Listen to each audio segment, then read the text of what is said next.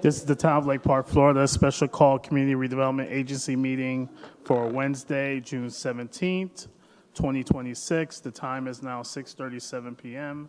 Can we please have the clerk take the roll call? Board Member Linden.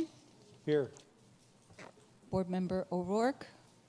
Here. Board Member Thomas. Present. Vice Chair Hensley. Here. Chair Mashad. Here. Can we all please rise for the pledge?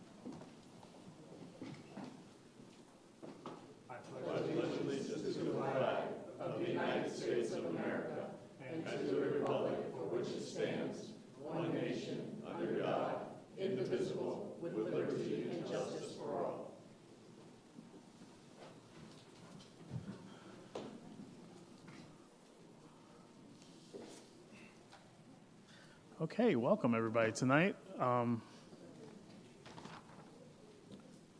Next, we have the approval of the agenda. If there are any modifications need to be made, or if you agree with what's on the agenda as it stands, I will entertain a motion.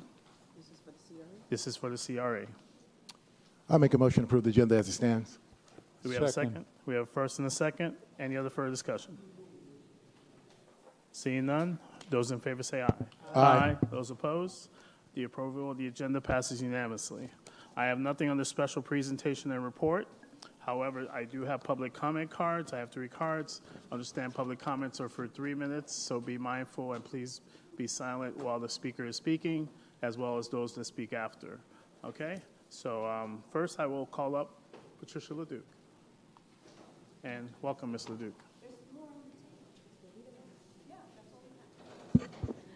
Good evening, Patricia LeDuc, 409 2nd Street.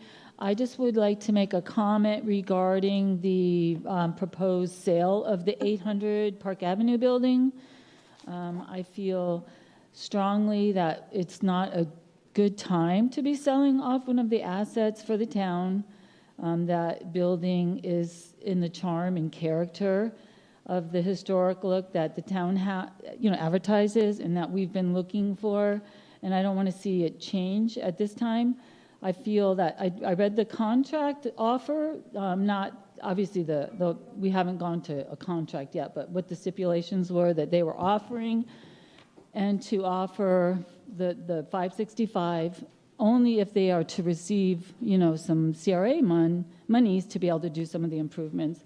Right now, I'm a realtor 20 plus years. Before that, I was in construction, development, for about 20 years, so I do have a little bit of experience and knowledge, and it is a buyer market, so it's really a downtime to be selling a property. I think in the future, when some of the other projects get going on Park Avenue, there'd be a lot more opportunity to get a higher dollar amount, and right now, the governor is proposing no taxes, so that doesn't come up till November. The CRA, all of the whole tax structure for all of us could be changing. So I really think this is not a good timing situation. If they want to lease, I'm not opposed to the business that is proposed to purchase the property. I'm also curious why only one proposal came in. Were there other opportunities that, they missed the time clock? It seems like it would have been a nice hot commodity at that price for any kind of a business owner. So those are my comments. I would appreciate if you consider it. Plus, I was on the Centennial Committee where we celebrated our 100th anniversary. That building's not 100 years old. It's about my age, but I don't feel like I'm historical, but I feel I have value. I think the building has value, and I want to see some of the preservation. I think we have a CRA that has the potential of growing. I think a welcoming CRA building with some of the employees would be a perfect suit for that location, or lease it, but let's not sell it, not in this kind of a real estate market, not with the pending taxes, and I don't feel it's the right time. Thank you. Thank you. Mary Taylor.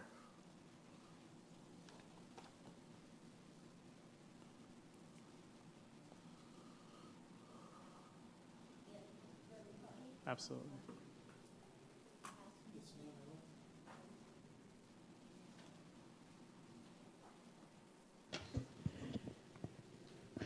Good evening, everyone.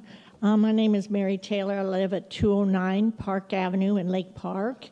I'm commenting on the results of the presentation on the Burt Bostrom Park survey that I think is on the agenda tonight. First, I would like to thank Wanamaker Jensen Architects for their diligent work in assessing the needs and desired amenities that residents of Lake Park want in Burt Bostrom Park. The findings confirmed what many residents have already expressed to this commission. Although the survey is incomplete and misleading, questions were asked in English and Spanish, and results are shown as pie charts and graphs in English and Spanish, when Lake Park has one of the highest concentration of Haitian and Creole, French Creole-speaking residents in the U.S., at least 23%. Soccer fields, multi-use sports, updated playgrounds, seating, walking paths, shade trees are the main choices of survey responders. I used this survey results. There were 199 responders. That was the online survey. But a large building costing over $7 million and a parking lot costing over $800,000 is somehow included in the plan. The online survey with 199 responders listed only one vote, 0.5% out of 199 responders for such a building. It's on this list right here if you want to look on your computers. Both an indoor sports complex and a parking lot is contrary to the stormwater goals of the multi-million-dollar, multi-year construction of the existing drainage chamber project that requires maintenance and protection. It doesn't make sense. A small building with restrooms and storage is needed, but no unnecessary concrete parking lot encroaching on precious green space. Tonight, I respectfully recommend that Resolution 49-06, accepting and approving the final master plan for Burt Bostrom Park, be tabled for the following reasons. Conflicting conclusions from the incomplete and erroneous presentation report in the agenda packet. A public input meeting should be held to discuss and explain the discrepancies. Please, I would love to meet with people and go over this report, any of you, to explain to me what I found. I got the whole report here. I went over it pretty closely. In the back, you'll see the results that I ascertained from the reports that the pie charts and the different kind of graphs. Deciding factors such as SB 180 and the property tax exemption vote in November could completely void or alter parts of the plan. Please Thank you, Ms. table Taylor. this decision. Thank you. Thank you. Thank you. Jesse Furman.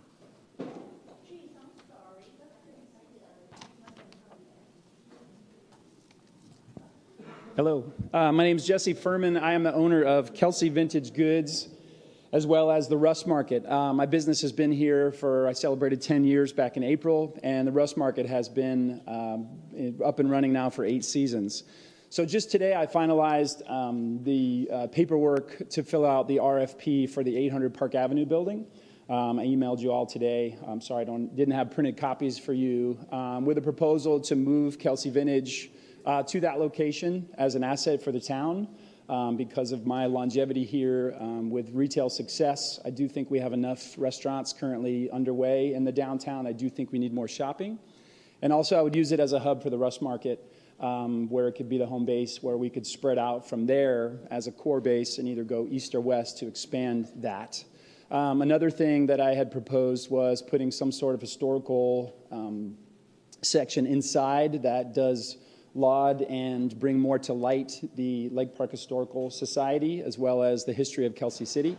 I think that is something that is not quite exposed enough with our great history in Palm Beach County being one of the oldest cities, as well as I think the open space on the west side would make for a really amazing mural as you're driving through downtown to have an artist put up a historic mural that you see in so many wonderful downtowns of Florida. So I appreciate your consideration. I know there are some that don't want to sell the building, and I personally feel it's an asset, and I feel I would be more than qualified to fulfill it and fulfill the needs of the town to continue bringing shoppers from all over South Florida. I know that the demographic of the Russ Market extends from the Keys to Orlando and as far west as Fort Myers, that people travel hours to come to that market and has shown marketed success over the years.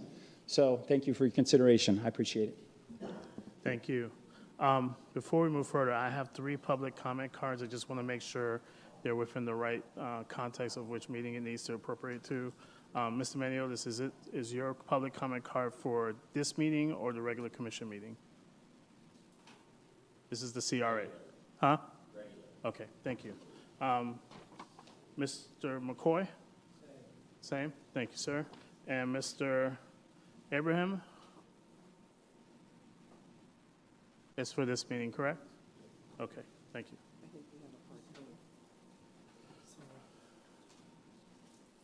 Hi, good evening. How are you? Abraham, the owner for 903 to 909 Park Avenue, Kelsey Market, the store. Make sure you're talking on the mic so you can get you on the recording. Yeah, and I'm here today because, you know, I was here 2 years ago, and I want to say thanks for you guys approved my grant for $100,000, and I'm here today because, you know, I have budget for the work with the construction, but now, you know, after all the price for construction went up a lot, and I cannot finish everything the way I wanted, and I'm here to see if I can increase my grant. And plus, after I almost gonna finish my construction, the guy with the inspector, he came and they want me to do a lot more stuff inside the store for ceiling, for light, for cooler, and it's costing a lot of money. And I want to see if I be able to increase my grant. Especially, I was looking for the CRA. I know they helping with the grant for each unit, $50,000, and I have a 3 unit in my building.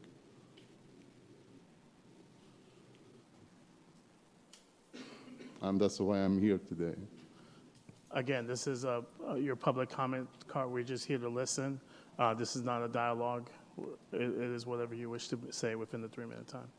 You know, I think you guys have idea what I want to say. You know, I believe like I'm, you know, in the middle downtown, the building, and I want to make it look the way I want it, you know, like the way you guys want it. But with this money, you know, just the permit fee with the engineer, with the survey, it costs almost like more than $50,000 with the, and you know, I believe like you guys paying with the CRA each unit $50,000, and I have a 3 unit, and I think I'm be eligible for $150. That's it. Okay. Thank you. You're welcome. Okay. Thanks. Have a nice evening. You too. Gray Foston?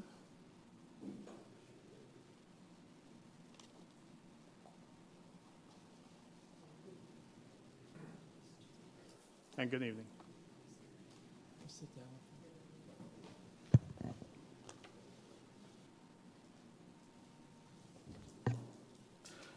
Good evening. My name is Dr. Faustin. I'm a medical doctor and have been practicing medicine since 2009. And I'm here tonight because I'm really interested in the 800 building that you have down there. We have so far, we have a company with multiple locations, including Broward, Delray Beach, Riviera Beach, and West Palm Beach. And we believe it's going to be in the best interest of the community if we can bring our clinic to the Lake Park Avenue, where we provide not only medical care for family medicine, but also dental, optometry, pediatrics, and also pharmacy. So I'm here tonight to express my interest in the building where we can provide, I believe, we can provide more healthcare to the Lake Park community. Thank you. Thank you. Okay, that's all the public comment cards I have for this meeting. Again, I do have public comment cards, but they go towards the regular commission meeting, so we will move forward with the agenda. Next, I have the consent agenda. We have one item on consent, and I will entertain a motion. Motion to approve consent. Second? Second. We have first, second. Any further discussion? Seeing none, those in favor say aye. Aye. Those opposed? The consent agenda passes unanimously. Next, we have Resolution 480626, a license agreement for 801 Park Avenue, the Town Green property. Ms. Rianiti Franks, please begin. Good evening, Mayor and Commissioners. Reganiti Frank, Special Events Director.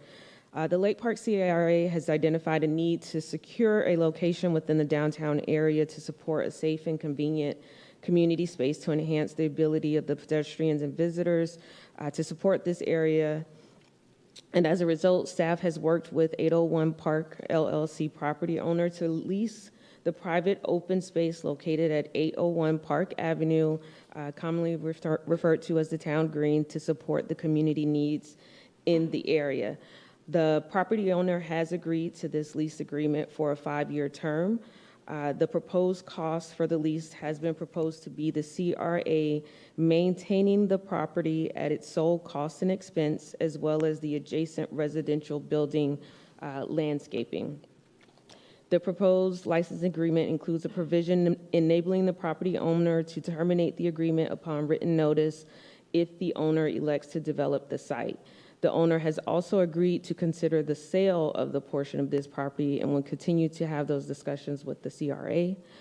So right now, you do have the agreement before you that the property owner provided to the CRA administrator before she left.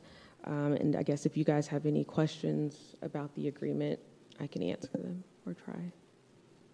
Okay, so as it relates to a possible sale in the future, is there any advantages for us in terms of that? Right, so those discussions will be ongoing. This was the first step to kind of just get us there. Okay, and as far as this agreement, you didn't say any dollars. This is strictly for maintenance. Correct, landscaping, yes. And what would be the cost of, is there a cost that you estimated for the maintenance by chance?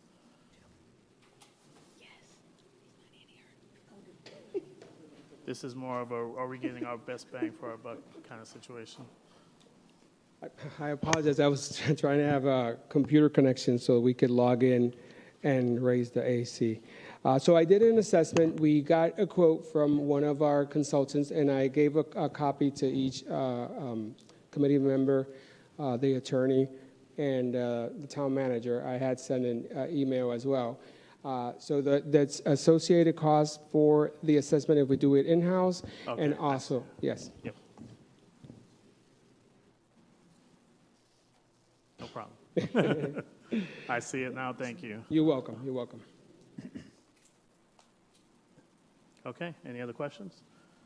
Board Member O'Rourke. Thank you. There was a discussion with the owner of that property about the sale of the property. Has any value have been established for the green area? I would suggest we do that. We have not done so at this time, but we can definitely do so. Board Member O'Rourke. Vice Chair, couldn't hear what you said. Could you just repeat it? I was saying that there was discussion with the owner of the property for a sale of that property. I think that's something we should look into as a CRA, and I was wondering if there was any appraised value and that we should go toward getting an appraised value. Okay, thank you for that. Board Member Linden. Thank you. Jamie, as I looked over your report, there are variable costs. There was no exact amount.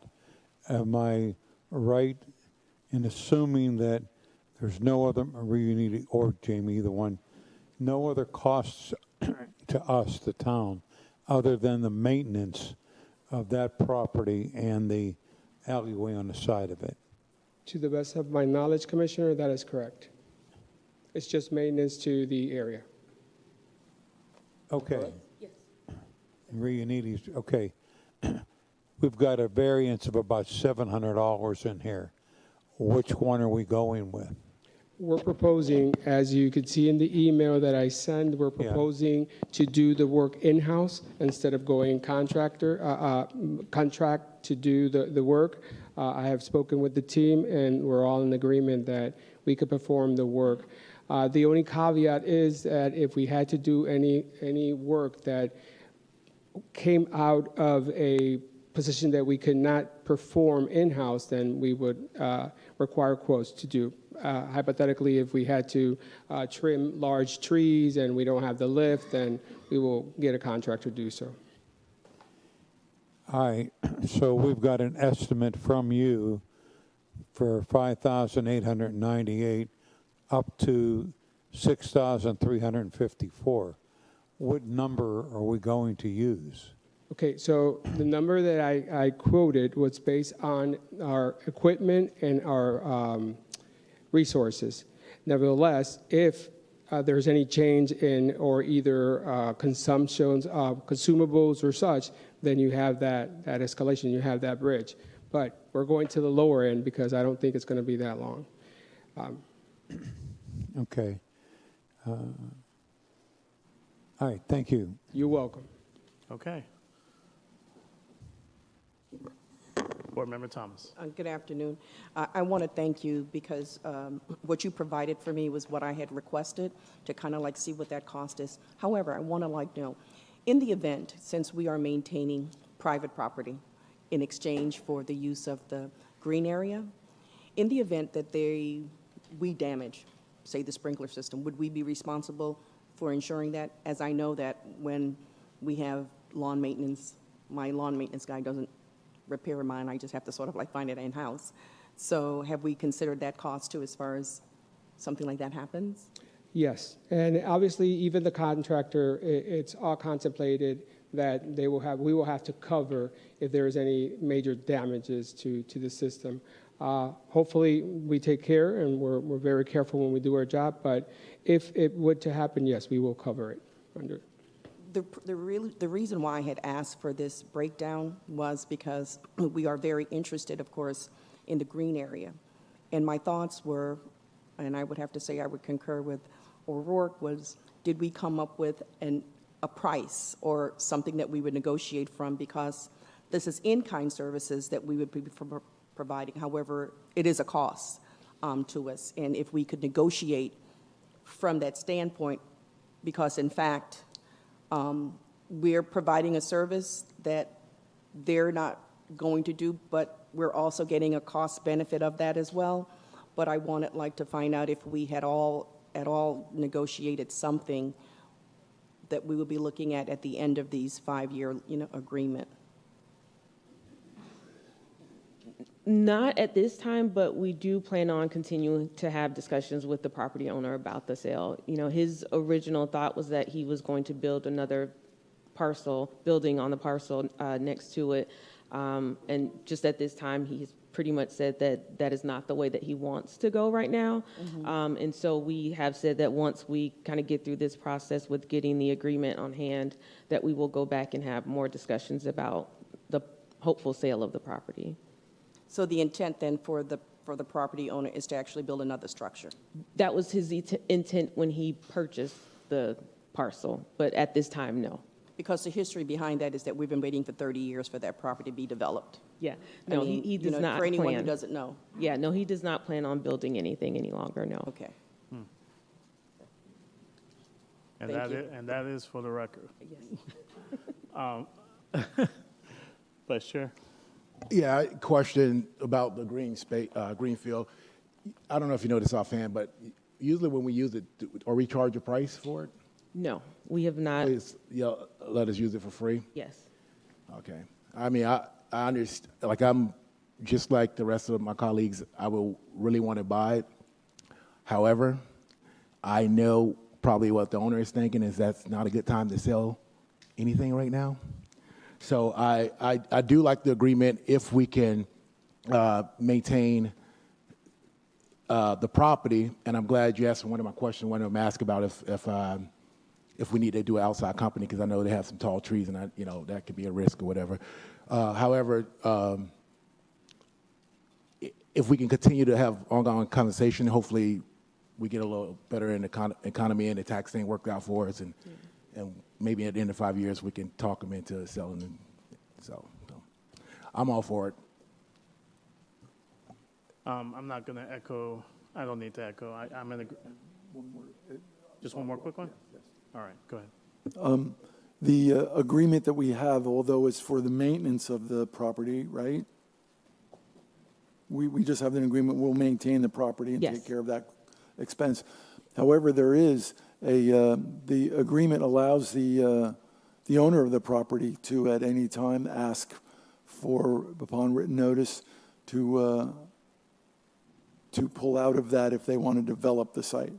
Now, Yes. and we talk about that he doesn't want to develop, but what if there's a sale involved? Would that include developing, and is that something he could just sell it out from under us if we were, for example, trying to buy it and he didn't like the price we were going? He could say, well, I have an agreement that says I can sell this property and get it for more money, and then we'll deal with things like live local and other issues that are cast upon us. If he chooses to terminate the agreement, then yes, then he could move forward with doing something like that. So the agreement is basically kind of a one-sided agreement if you look at it that way, right? We are hoping to just use the space for events. Yes. That's the purpose of why we want to use it. And by the way, the Christmas holiday event is a wonderful event, and it fills up, and it's a wonderful part of our town, so Yes. that's a good use of it. I just wanted to ask those questions. Thank you. I'm hoping he considers this as first right of refusal. That's the hope. I'm That's sure what we've discussed. That's part of the discussion, yes. Yes, I'm in agreement with everybody on the board here as far as possible future purchase. The only other thing I had to ask was I was looking at Section 7 with the exclusive use by the CRA and how we can't, we're not permitted to allow a third party to utilize that space. So with us being the only ones to utilize it upon the agreement with the maintenance, we can use it. There is no restrictions as to how many times. No. So we can have a monthly thing every month, as long as we maintain the area. Yes. We can come up with different things to do different things and enjoy ourselves in that CRA area as a green space. That's the plan. For the record, I just wanted to let that be known. Okay? I think we've exhausted this, so insurance? I think she wanted to ask a question in terms of insurance. Liability. Correct. So we're going to insure this as we do with all of our town properties? Yeah. Okay. But it would be restricted just to the green area, Yes. not to the area that we're maintaining? Correct. Just to the green space. Okay. Now you know the world we live in today. Everything's a legal spot. Okay. If there are no other questions, I will entertain a motion. I make a motion to move Resolution 480626, authorizing a license agreement with 801 Park Avenue LLC for the exclusive use of the green space, 801 Park Avenue. Do we have a second? I'll second that. We have a first and a second. Any other further discussion? Seeing none, those in favor say aye. Aye. Those opposed? The resolution passes unanimously. Next, we have item number 3, a presentation, discussion, and direction on the sale of the CRA property addressed at 800 Park Avenue. And we will begin.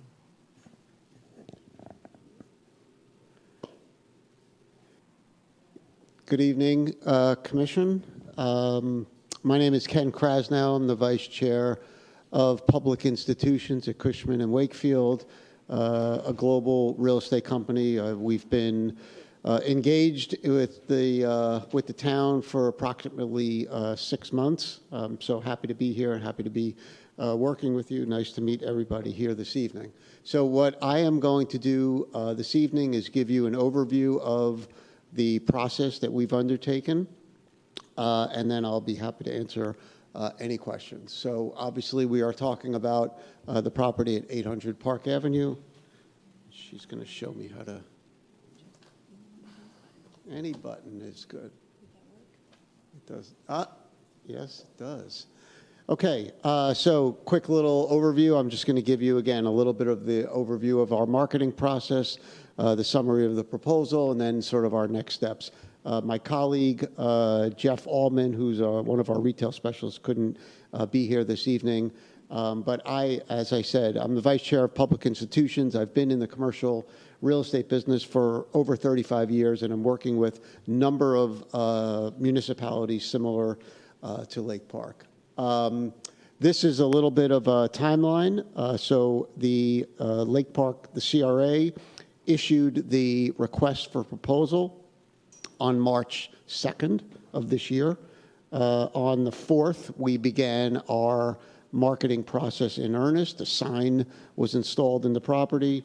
We go out to a mass marketing similar to, in the residential, there's commercial MLS type listing systems, CoStar, LoopNet, Crexi, so on and so forth. We also have a proprietary database of investors and users throughout Palm Beach and throughout South Florida. And we did that twice during the time. And then, as you can see there, the RFPs per the CRA RFP was due on April 2nd. The bottom just gives you a little bit of overview of some of our marketing materials. We had a very nice, very detailed brochure that listed all of the details about the property. I don't know if you're familiar with the property. I don't need to go through that with you. But needless to say, it's a very comprehensive offering memorandum is what we call it. We go out to the market.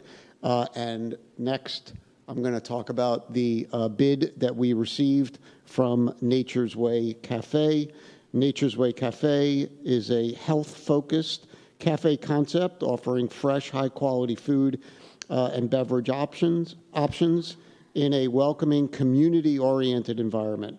They've been operating in Lake Park since 2015, and this location and this business has demonstrated sustained performance and strong customer loyalty. Their concept for this building is a breakfast, lunch, and light dinner running roughly from 7 a.m. To 7 p.m. And their offering price, as you can see there, is $565,000. A couple of the terms that are with regard to their offer, there's a 45-day due diligence period to go through, make sure there's no title defects, survey, et cetera, and then a closing 45 days following the expiration of the due diligence period. They will put down $45,000 deposit with $20,000 to be deposited within 5 business days of contract execution, and an additional $25,000 deposited upon the expiration of the due diligence. Once that due diligence period is over, those deposits are non-refundable. So this is just, again, I wanted to give a little bit of a summary. I apologize for that typo. It's $565,000, not $545,000. I did want to make a note, prior to our engagement, the CRA retained 2 appraisal firms that were conducted in March and May, the spring of last year. And you see that those 2 numbers there, Callaway and Price, had an appraisal value of $600,000, Anderson and Carr at $525,000. And as you've heard from tonight, subsequent to the close of the RFP, we have continued to receive expressions of interest, formal and informal, from a variety of different users, local, regional, et cetera, different types of users. And so, again, here tonight, I'm giving you sort of an overview of our process. We've completed the marketing campaign. The RFP was closed. We received the bid that I just walked you through. The next steps, pursuant to your approval and recommendation, would be that we would sit down with the CRA, with staff, interview the buyer and make sure that there's no questions with regards to any of the items that they put forth in their proposal. And then we would bring back that recommendation authorizing staff to enter into an actual purchase and sale agreement, and then subsequently come back to you for an approval of a final purchase and sale agreement. So tonight is effectively authorization for us to complete due diligence with the buyer, make sure that we understand all of the issues, T's are crossed, I's are dotted, enter into an actual purchase and sale agreement, and then bring that back to you for your ultimate approval. With that, I'm happy to answer any questions. I'm sure the question we'll deal with some of these. Okay. So, thank you. Thank you for that presentation. I will start off with a question, and that could be either for you or the executive director. As you heard, there are other interested parties tonight that have made mention of this building. How does that work in this process? I'll defer to your city staff, but ostensibly, or city attorney, but ostensibly, you have a formalized process when questions are due and when bids are due, and that is your process. And so I'm here to just give you an update of the actual process that was authorized by the CRA. Okay. So then I will look to my right or to my left to see who wants to answer it. Well, you did an RFP. You had responses to the RFP. You can accept a proposal, or you can throw out all the proposals and do another RFP. Thank you. Okay. Any questions on the board? Board Member Linden. So since it's been listed, your company's only received one proposal from Nature's Way. Is that correct? One proposal that was submitted via the RFP process that was outlined by the CRA. And from what your presentation, you went outside of Lake Park to solicit proposals? Yes. And you didn't receive any? Not by April 2nd. Okay. And the price that Nature's Way is proposing is less than the price that we're asking for, the estimate. We did not establish an asking price when we went out to the market, and which is very common. A lot of times we let the market obviously speak to us. But again, I think it's sort of right in the range of where the appraisals came in. If you go back, I think one was at 525 and one was at 6, and their offer is at 565. All right, thank you. Board Member Thomas. Considering that the appraisal was done a year from the time that the RFP was considered, do you normally look at a review, I mean, not a full-fledged appraisal, but an update to what has happened within that year? I mean, we do know that the market kind of like changes, and it's hard to say it to you because we don't have our CRA administrator right here to state what was going on. Both our administrator as well as our marketing person is in here. But I was hoping that maybe there would have been some kind of conversation in regards to what do we do if we're going out to bid a year after the appraisal on the property came in. Is there an update to the appraisal that should have been done prior to going out? That's my question. We weren't asked to obviously update the appraisal, and we weren't aware that it was being updated. I don't think it would have been a demonstrable difference, and maybe that was part of the consideration that was going on. I don't know. We were brought on. I think our agreement with you was signed in October, November. I mean, so we just literally started this in the beginning of this year. in terms of talking about actually putting the property, on the market. But for the most part, again, I would say that number is in a market range. Again, I don't think there's going to be a demonstrable difference in terms of what you would be, what you would be receiving from an updated appraisal. I would say on the dais, and I've said it before, which I'm really disappointed in, is that it has taken us this long to really dispense of this. This is an interest that has come before us, I think, over 18 months ago. And now we're here at this, at this hour, trying to determine what to do. If we want to be business friendly, I think that we need to do a better job of getting it around. I do know for a fact, and this is not a criticism on you, Mr. Crenshaw, at all, considering when you were contracted, which is in October, November, December, January, February, March, right? So 5 months before the RFP actually went out, right, since the time that you were contracted. And now March, April, May, June. So now that's another 3 months, right, since then for us. And we had and let's see here, so April, May, June, July, August, September, October. So there was actually even 7 months from the time it was originally appraised to the time we actually contacted you till the time, right? If I'm doing my numbers correct, right?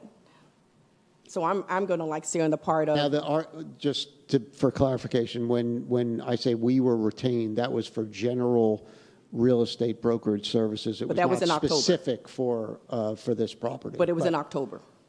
That was for our general contract, yes. Right, to do this, to market it and to... No. It was just to be basically one of your vendors, and then... One of our realtors in order to put it out there. Ultimately, yes. Okay. That was the... Correct? Yep. That's how I'm looking at it. Okay, so Correct. I think the dates are still the same. So we had an appraisal in March. You came in on, in October, 5-6 months there, right? And then from October to March for us to put in an RFP, and then from the RFP here, right? Yes. Yeah, so that was my question, and I was very disappointed that it has taken this long for us to move this along, regardless of what direction it is. But as a business that's in our community, I would be angry. I put it that way. Vice Chair. All right. Thank you for your help. As I stated a long time ago, I don't know when, October, September, what it is, I am against selling it altogether. I said we can come back and we can look at it as lease. If we take a look and we have one proposal, and if I'm correct, we will have to help with CRA dollars, correct? I believe that was in their proposal, that there would be grants requested to help support We the costs. just went over, I'm just talking to him, but we just went over the 801 building and why they wouldn't sell. Yet, in this time when we don't even know where November is heading with tax dollars, we're willing to take one proposal and sell it off. I think we should vote this down and open it back up. I think this is too early before November. Point of order. Yep. Are we in question period or are having discussion? Because I would like to discuss this myself, but if you want to ask questions, I think that's more appropriate. So a point of order. I thank you for that, and Yeah, I that's- well, hold on before you say anything. Let's keep it at question and answer. If there are any comments that are made on the dais, let's keep that for after the Right. motion. So my question was, are we giving CRA dollars? Yeah, that's my answer already. All right for that. So that's my only question. Okay. Board Member O'Rourke, do you have any questions? Yes. This was put out to, it was put in place as an RFP, correct? Yes. The RFP. Included as part of the RFP, it included a sign saying that the property was available, correct? Correct. How long was that sign out there? That sign was put up there in March 4th. Okay. And then at the end of the RFP, the RFP closed. Anybody calling for that, inquiries on that building would have received an RFP information packet, correct? Correct. And at the end of that RFP, it closed and you only had one proposal. That is correct. Were you hiding the fact that there was a property for sale under RFP? No, we were engaged with multiple people. We've talked to multiple people. We had a lot of expressions of interest, but again, there's a formal response through the city's RFP, and we weren't in control of whether they would actually go that extra step and put that submittal into the city's portal. So we have a whole list of people that we had been talking to that were inquiring about it, asking about it, what can we do there, what does the city want, et cetera, so on and so forth. But at the end of the day, they have to go into the city's portal, fill out those forms, put in the RFP, and then we were notified what the city received. And so after that process, then apparently you've received people's requests that were interested in the property. Post April 2nd, yes. But they didn't seem to be interested in following the RFP proposal. Is that correct? They, for whatever reason, either didn't submit through the portal or weren't aware of it. But it's just we've had subsequent interest post close. I'm sorry. And last is anybody that expressed interest, did they put a bid or an offer on the property? Yes, we received. Just I think today we received from the gentleman with the collectibles. So yes, they today, as he expressed before, put in an offer, which I think you have, but not through the RFP process. No, that had closed. So once that's closed, you cannot go through that system anymore. It's closed. Thank you. That's it. You have a question? Okay, sure. Commissioner Thomas, you have a question, right? Go ahead. It's to you, Mr. Crenshaw.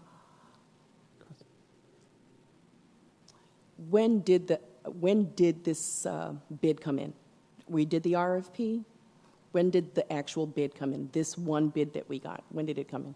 As per most RFPs, they come in the day that they're due. I mean, most people submit, if it's due April 2nd at 4 p.m., you get bids at 3:30 or 3:59. Okay. So it came in on the day. On the day that the bid was to close. Don't quote me on that, but I believe that it came on the in day that it was closed. On the day, it certainly came in before it closed. Okay.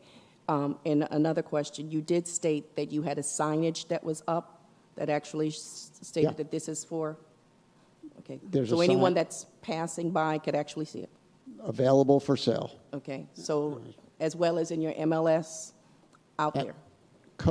Our MLS is different than the MLS, but CoStar, LoopNet, Crexi are widely viewed commercial real estate platforms similar to an MLS on the commercial side, and it's listed in all of those. So it was advertised as very much so. Properly, it's posted, i.e. it has a sign that's there, it has requirements. Now, here's my other question. Do you have a number as far as individuals or businesses that were interested? Do you have an interest, sheet to say, well? Yes, so. I would say, again, somebody just calls and says, what's the story on the property? We would probably not characterize them as interested. People that are engaged in conversation, follow-up questions, so on and so forth, We have a list of. And think I want you to keep it just to that period, nothing, after it, just within that bid period. Yeah, well, we Okay. only officially started once we were authorized. Okay. So on March 2nd, we were told. Correct. Go to market and go talk to people. So from March 2nd to April. Correct. We So, were yeah. talking to people. Yeah, so what was the inquiry? How many inquiries did you were getting a number for me? Interested. I don't know about Okay, inquiries. I'm talking about people that were interested. It's about 12 to 15. Okay, so 12 to 15 people did in fact inquire. More than that. More than that inquired. Mm-hmm. We'll go through our list of people that requested our information or, called and just said, what's the story with the property? That list is extensive. People that were engaged and we had multiple conversations or different levels of, they toured the property. We had a number of people that toured the property. So that level is what we would categorize as interested bidders. That's in the 12 to 15 range. Okay, thank you. Okay, I know you have a question before you ask. Just a question for staff, so really it's the executive director. I have the question too. Some time ago, our CRA administrator expressed interest in purchasing a building. Am I mistaken? When we brought this back to you last year, there was discussion about whether we should lease or not. I think we talked about it over a couple different meetings. And there was a property that well, I think there were a couple properties, but there was one in particular that she had, thought that might be helpful for us. But there wasn't expressed interest by staff to us. Why was they not interested in utilizing that building? In what building? The building that we're discussing now. They're in there now, but why not stay?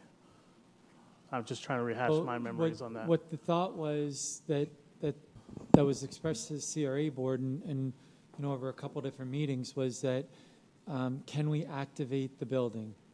Can we utilize that building to bring people to our downtown in accordance with the plans that you guys have approved previously? Right now, it's an office space. It's not really attracting people to come to the downtown. So the thought was there's value to potentially have an idea if there's, if someone had an interest, if you guys had an interest in selling it, to, again, bring people downtown. So that's how the process started, with the hope that there was a potential purchaser who would activate the building and the area and create more foot traffic and pedestrians coming downtown. So our thought was if we relocate to a different location, that would help attract businesses? Because I remember... No, us moving to another location has nothing to do with that. What the question I thought was, why would we want to move from our current building? Correct. That would be the reason, to activate the space on Park Avenue. Then we would ultimately have to find another space to go to. So right now, the space isn't attracting and bringing people downtown. So the thought was, if we sell it or have a look at seeing about selling it, are you going to potentially bring more people downtown rather than us using it as an office? Okay. Okay. Thank you. And that was the main part of our conversations with the people that we were talking to. There were some people that were just pure investors, had no interest in what they were going to do with the building, just liked Lake Park and thought, hey, this is a good place to park my money. And we said, we're interested in businesses and business and users that are going to bring activity to downtown, to Park Avenue, and have a vibrant use for that building. So following up on the manager's comments, those were, that was clearly in our marketing material, and it was clear in our conversations with, and that's possibly why some of the people that we spoke to weren't going to put a bid in, because they were just going to put money in, but they had no use for the building, and it was going to sit there vacant like it is now, maybe. And so those are the kind of people that we sort of didn't encourage to submit bids, because that's not what the intent of this building is. It's really to drive people into the downtown area. Okay, Vice Chair. Executive Director, quick question. If we approve it tonight, where do we house our people? Well, we would not, we still need to enter into an agreement. The agreement, there'd still be a due diligence period. So we would either relocate some of those folks here. Reunity had a plan for some of her folks down at Kelsey. So we have some ideas on where we would go. But to purchase, we would want to see what current purchase prices are and do that. And we would have to do that during the process of, the due diligence. Any other? Board Member Linden. Well, what I gathered, we were late to the table with putting up the sign, and that kind of bothers me. A quick question for staff. When we put out an RFP, what is the normal length of time? How long? The normal length of time for, I'm sorry? To respond back. Well, it could be a month. It could be 4 months. It could be whatever, we choose to be. It could be open, but in this case, the idea was let's have a limited, time. Let's see what we get, and then go from there. But it can range. Generally, you don't want to have an RFP, shorter than 2 to 3 weeks. So. And do we know how long this RFP was out there? Oh, just a little bit of about a month. Yeah. And to your first point, we don't put signs on property until we're authorized to actually start marketing. So once the RFP is official, our sign went up the next day. And I believe the sign's still up. Still up. Presumably why we're still getting, calls. But yeah, we didn't take the sign down, obviously, after the RFP closed. So, Mr. Mayor, yeah, please. So I guess really, if there's a desire to go forward with this, what we're looking for direction on is if there's a desire to go forward with this single, proposer, or, we've received interest, I believe, from 3 different folks. Do you say, let's open it back up and let's see what the numbers are there? That's, ultimately that's where we're at. And once we get that direction, we'll certainly start, dealing with whether to put it back out. We can certainly do that right away. Everything's ready to go. It's just really, changing dates. Or, if there's a purchase, we work with our broker on a purchase agreement and then bring that back to you at your next CRA meeting. And then in the meantime, we'll start, looking at locations to either lease or purchase and have interim, plans for staff. Okay, so that's really where we're at. So basically, you're looking for the input and direction from the board. That's it. Okay, so I assumed that there was going to be a motion here, and I'm holding back my the discussion. recommended motion is for the Lake Park CRA to consider, discuss, and provide input direction on the proposal sale of the CRA property located at 800 Park Avenue as stated on the agenda packet. Well, we just kind of did that, didn't we? We had discussion, so now they want us to provide direction and input. Okay, so well, your direction and well, input, sir. before you have that, I have some discussion items I want to bring forward. First of all, that this property, it's important for the people in the town to understand the history of what we have done with this property. This property was a bonded property. We paid a bond for this. It was in place for over 15 years. And at some point while I was on this commission, I said, why are we paying bond money all the time? Why are we paying interest on this property? We have money in our CRA. Let's pay off the property. You were, quite a few of you were on the commission at the time, and we agreed that that was a good use of CRA money because we were restricted, as our town attorney told us, we were restricted in the use of that property. We wanted to get rid of that restriction. And so we paid off the bond and now have the property free and clear. Be simple. And so now we have the opportunity to use this as an asset, which is what I think the purpose of this is. We have someone who's given us a proposal. The entity that has given us this proposal is one of the more successful businesses in our town right now. And if you haven't been to Nature's Way, you should go there and understand what this business is about. It's a business that has healthy food products, which have become a very important part of where we are culturally in our community, that we're looking for these types of things. I think it's the perfect match for the downtown area, and because of what we did to try to get this building opened up for different uses other than a use for town purposes, I think this is something we should move forward with. Thank you. Okay. Are we in discussion? Yes. Yes. Did we vote? You can make a motion. Because I wanted my point of order, like, you said I know, I cut you off. I didn't because I read realize it. I read it, and that's why I went to the discussion. Don't hold it against me, buddy, or we're going to have to just go. letting you know. We're going to have to make a bet point or of order. I something, did read it.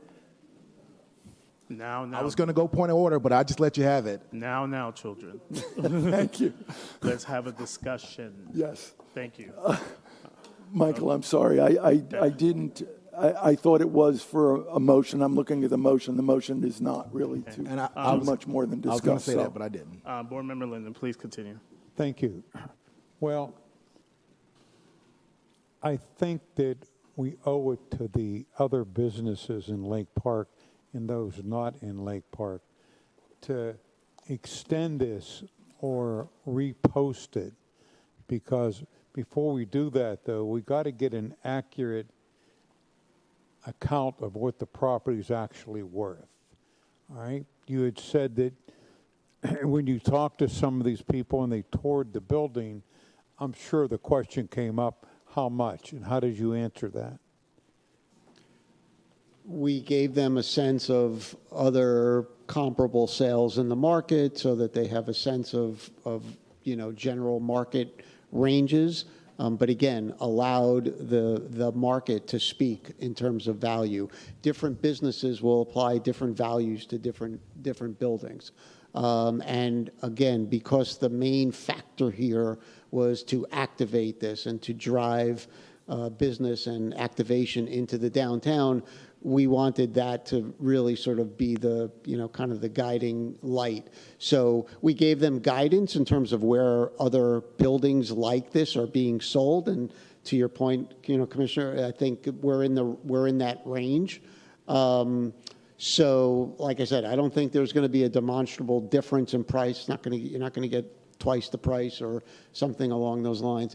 So we guided them accordingly, but without saying the building is either worth X or the appraisal. We don't give out your appraisals unless, we're authorized to.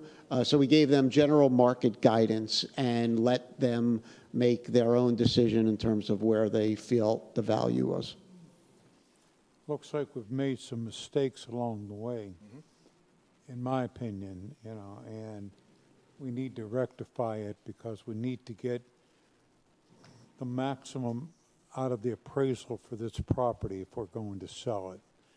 I don't know, I'm not an appraiser, I have no idea what it's worth, but if it's already been a year, property values have gone up and down, they've fluctuated, especially on the business side of it.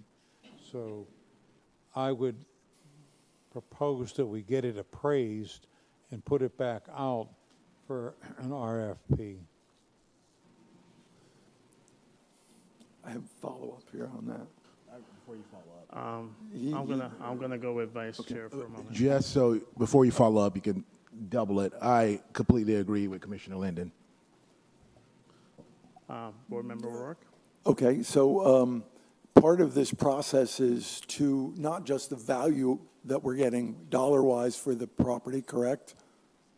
That's correct. I mean, what we... Part of the RFP process is to find out what their use is going to be and what that will bring to the downtown, correct? That is correct. Okay.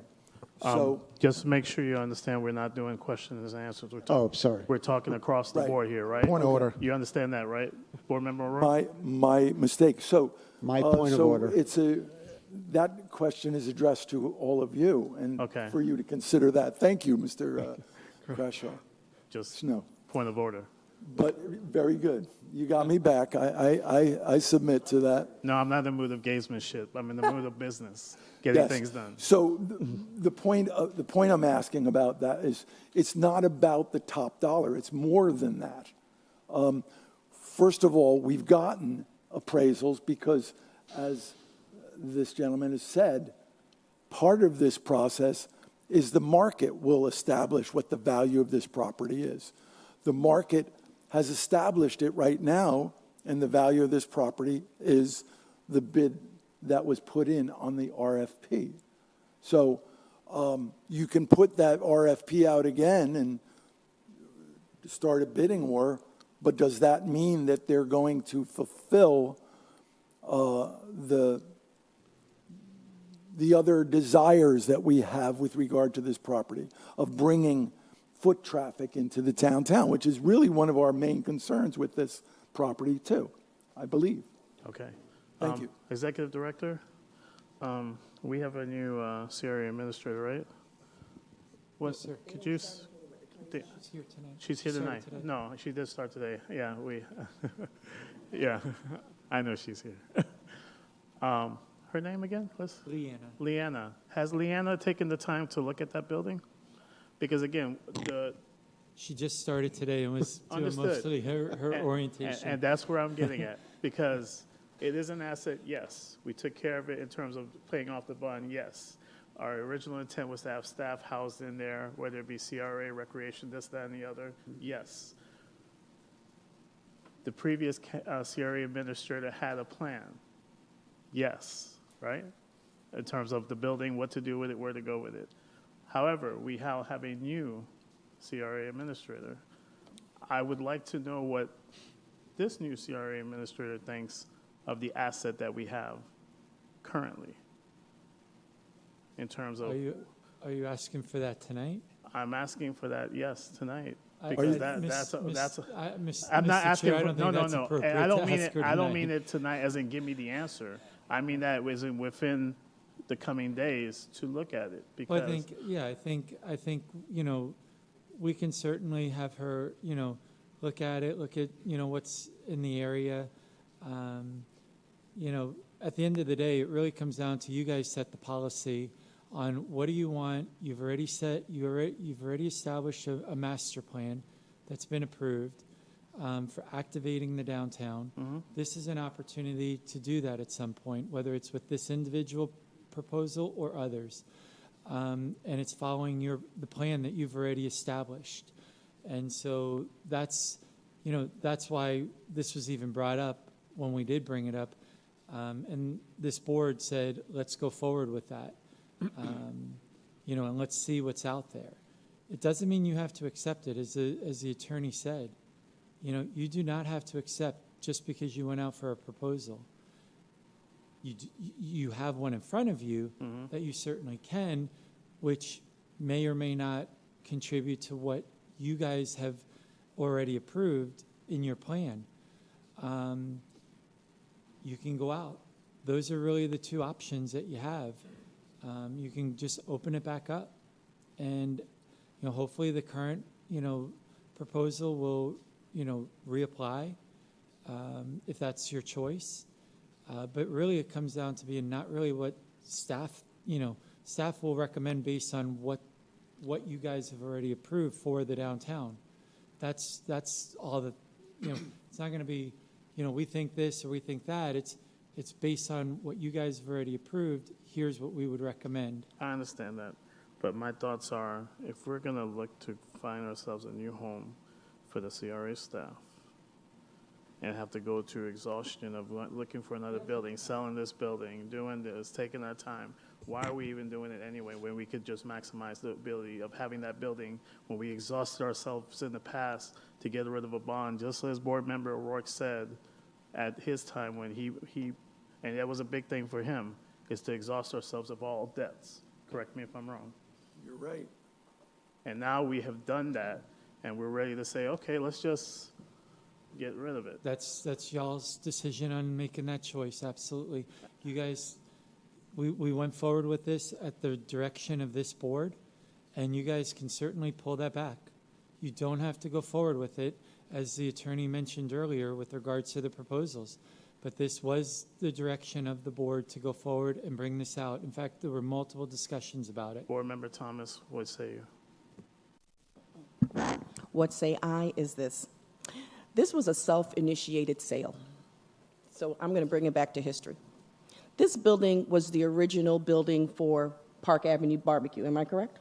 No. Which? No, it wasn't. Which one was That's this? across the street. Okay, across the street. Okay. The other lipstick on the The other lipstick on there? Okay. Yes. Nevertheless, It's where Mr. Aram has that building. well, this particular building was the arts building, if I'm correct about that. That is correct. Okay, so this building for a number of years was being leased for $1. $1. Hoping to get some foot traffic. It was $1. So we weren't getting anything out of the building at all. It was $1. The property owner came and initiated a request. Everyone here could have initiated a request. Anyone in the town could have initiated a request for the building. Anyone could have said, hey, I'm interested in this building. What do you want to do? That request came to us, this commission. Some of us were on it, some of us weren't on it, but nevertheless, it came to this particular commission. As a result of that, the commission stated, we need to know what the value it is because we cannot dispense of public property without going through the due process. So then what did you do? You went out and you got an appraisal on the property. The property owner, or actually the interested party, was like this. Okay, do whatever you have to do. They waited in order for us to seat a new town manager. They waited. Okay? They waited for the appraisal, and as the more I look at it, it says, and someone please correct me, because sometimes my spectacle doesn't tell me right, but it says the current date of the value was March 24th. But then I look at it, and it says the appraisal was in March 25. So I'm going to scratch my head, which is the reason why I had asked, did we do an update to it prior to going through this process? Okay. I was informed it really at this point wouldn't make a difference. It's maybe 10,000, maybe 20,000, but it's really not going to make a difference. It came before us. It was a concern when it came before us initially about where we were going to go. Town manager, I actually said to you when you and I were reviewing this agenda item, one of the questions that I asked you was, where is staff going to go? Have we looked at it? Because the previous administrator had brought a few listings of where they could possibly go. And I stated to you, if we're going to do this, did our administrator go back and say if those facilities are open so that we have something that we can have a discussion on to say, here, we have this building that's available that we could move, we can transition. Your comment to me was, we wouldn't do that until we know that there was a sale. That was your comment. I wrote it down. That was your comment. Exactly. So here we are. We are a business. If we are going to set policy up here and we're going to have someone to go through that, and everyone had adequate time to review it, we went through the process, then you either need to vote it up or vote it down. But if you are moving forth with a business and you have asked them to do this and they have diligently done it and they have met it, then you need to move forward with it. That's like saying, here, I won the game, but no, you're a loser. I'm sorry, but that's not the point. If I've gone through it and I've won, I've won. Either you issue it me or you decide no, not to do it. But I'm going to say to you, I oppose the mere fact that if we went through this process, it was appraised, as much as I feel that it should have been reviewed, then we need to determine whether you guys are going to vote for it or not. But I'm going to say this applicant met the requirements for it. They made an offer. Either you accept the offer or you reject the offer. Here, when I sell a home, which I'm not a realtor, but if I sell a home, the property owner could decide either they're going to accept the purchase of their property or they're not going to accept the purchase of the property. That's where we are. So you either accept the person's bid or you don't accept the bid. But they've gone through that process. That's all I'm saying.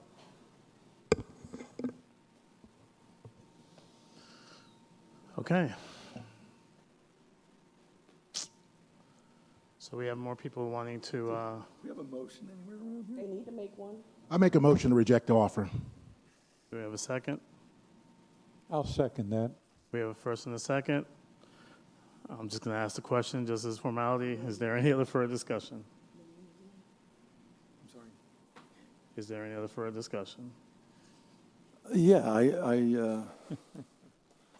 yeah, I have further discussion. I disagree with that side of the commission. These people have been involved in this process for almost over a year now. The asking price, by the way, the appraised price, they put in $40,000 more than the original appraised price, which is $525, correct? They put in for $565. Is that correct? Okay. The second appraised number came in after that first appraised number, after the bid was in. Is that true? That is correct, yes. So how long are we going to play this game? And we call our, excuse me? Make sure, board member, you're Point of not order. asking questions there. You're talking to us. There was a motion just made. Oh, I'm sorry. You're Yes, right. That's please. fine. Thank you. So there's a motion. The information was important there. Okay, just So- direct it here. Okay. The information that I just put in place, we had an appraised value. They put in a bid higher than the appraised value. Then a new appraised value comes in, and now we're saying to our businesses, we're business friendly. We're going to blow this out of the water and make everybody come back and do the same thing. That's where we are. I don't approve of that process that we've done in RFP.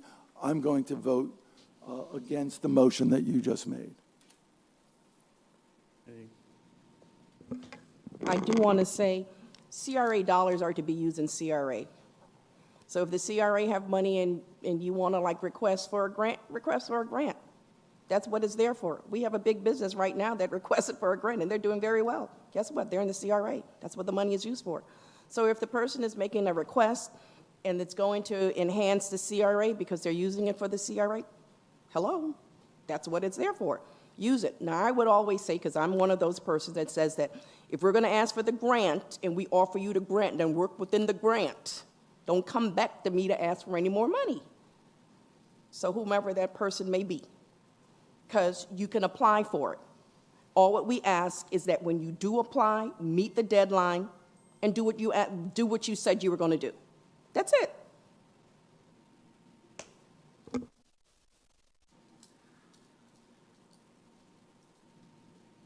We can call for the vote. I'm just thinking for a moment. I apologize. So this motion is simply to reject the offer. What happens if the offer is rejected again? If the offer is rejected, And again, just for the record, I'm talking to the executive director. if the offer is rejected, we'll notify, of course, the proposer that you guys did not go forward. They're in the audience, so they're already here. They'll know that. But I mean, in terms of the process moving And forward. then assuming, providing us with direction to go back out and reopen it or to not open it. That would be the next issue that we would need from you guys if you rejected it tonight. Go ahead, Commissioner O'Rourke. Board Member O'Rourke. I know you have something to say. Yes, first of all, I respect all of my board members. I'm not trying to be a bad guy here. I'm just having a discussion. The price, this is all funds that go into the CRA. The CRA, we talked about in the last budget item that we would like to buy property. This can go for that. The idea that we have to, in the CRA, we've had this discussion, where we have to go out and bond for money. I don't like the idea of bonding, getting bonding money, and that we're in debt for a period of time when we don't have to do that. I think that's a secondary reason why we should accept this offer and reject this motion at this time. And if it is, and that's it. Thank you. Mayor, I also want to say, This particular, not this commission, but this town commission has given businesses money, and they were out in 3 months. What was that, Catchy something, that fish place? You know what I'm talking about? Grumpy group. Grumpy Grouper. They were grumpy. They came in, they grumped, and they left. Okay? And we got nothing out of it. I'm being honest. You have a local business who's doing rather successful. This particular business goes way back. In fact, it was in North Palm Beach, and there were a number of different businesses that were this chain. This is a successful local business that's in your community, in our community, the town of Lake Park community right now, that wants to come, not close their existing business, but to actually add another business in the town of Lake Park. Another business in the town of Lake Park. We have asked that should the property be sold, that we be the people of first refusal. That's what we've asked. But now it appears as though we're having like cold feet. So what do we want to do?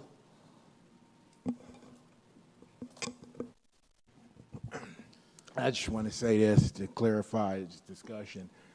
I was always, and go roll back to the tape, against selling the building. Never had cold feet, always against it.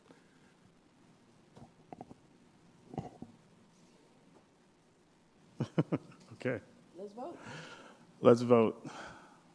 All in favor? Sorry. Can we have a roll call vote, please?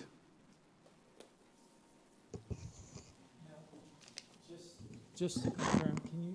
Reject is what the motion is to reject. The motion is to reject. The current motion is to reject the offer. That's it. It's not a proper motion. So is that an A or a nay? If you reject that, you say yay? No, you're saying it to the motion. Let Wait. town clerk please No, go. hang on. Do you want to? Go ahead, town attorney, please. I just want her to poll the commission so you can register your votes. Understood. Please. Yes. So the motion is to reject. Vice Chair Hensley, Yay. Board Member Linden, Yes. Board Member O'Rourke, Nay. Board Member Thomas, Nay. Chair Mashat. Yes. The motion to reject passes 3-2. So now, Mr. Chair, What do you want to do? thank you. Mayor, I would like to make a second motion. Sure. At this time, I move that we reopen the RFP process.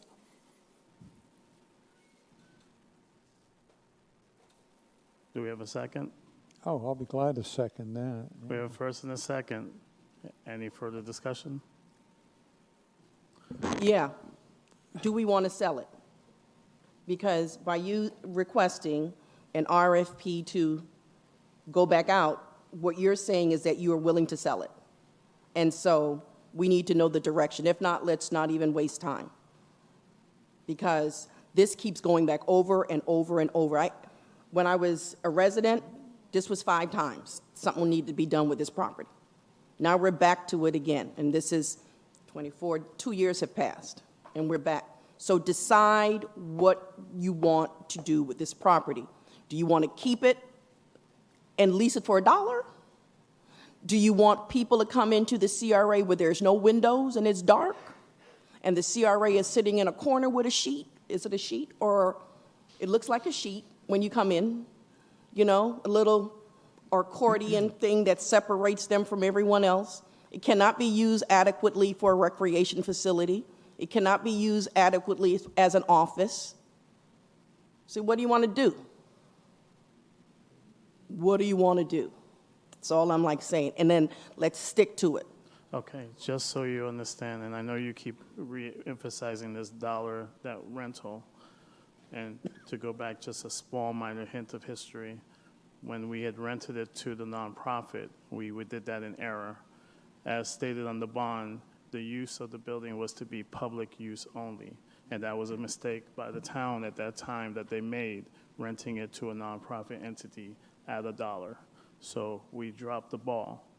It was discovered by our town attorney that we did that, and we rectified it by letting know with notice to the nonprofit that they had to remove themselves from the building because of the bond and its restrictions. So that's the story of that building. At that time, we had took care of the bond, and here we are at this point where we need to decide what to do with the building. I am of the mindset to yes, go for bid, see if there's parity. If the other bids don't match the proposer, I will be happy to go with the proposer that initially put the bid, because as far as I'm stated, he's the one you have to beat, because he came up with a good proposal. He is a longtime business owner here in the town, and I'm not negating him at all one bit by stating my vote tonight.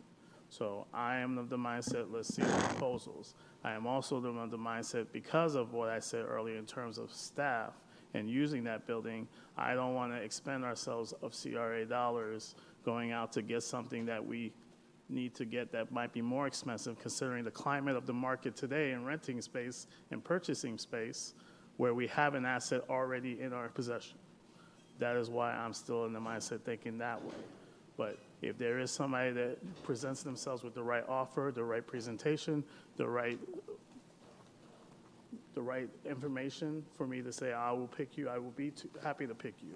But right now there is only one, and I will use him as my marker for whoever else puts a bid in to beat this one. So yes, I am speaking for me. I am okay to go back out for bid. Mayor, thank you. I just feel bad that I would have to be bidding against myself. I mean, let's think about that. You're going back out to bid. I'm bidding against myself. But part of my problem with this is that this market analysis was done 2 years ago. Well, again, like I stated. That's the sticking point for me.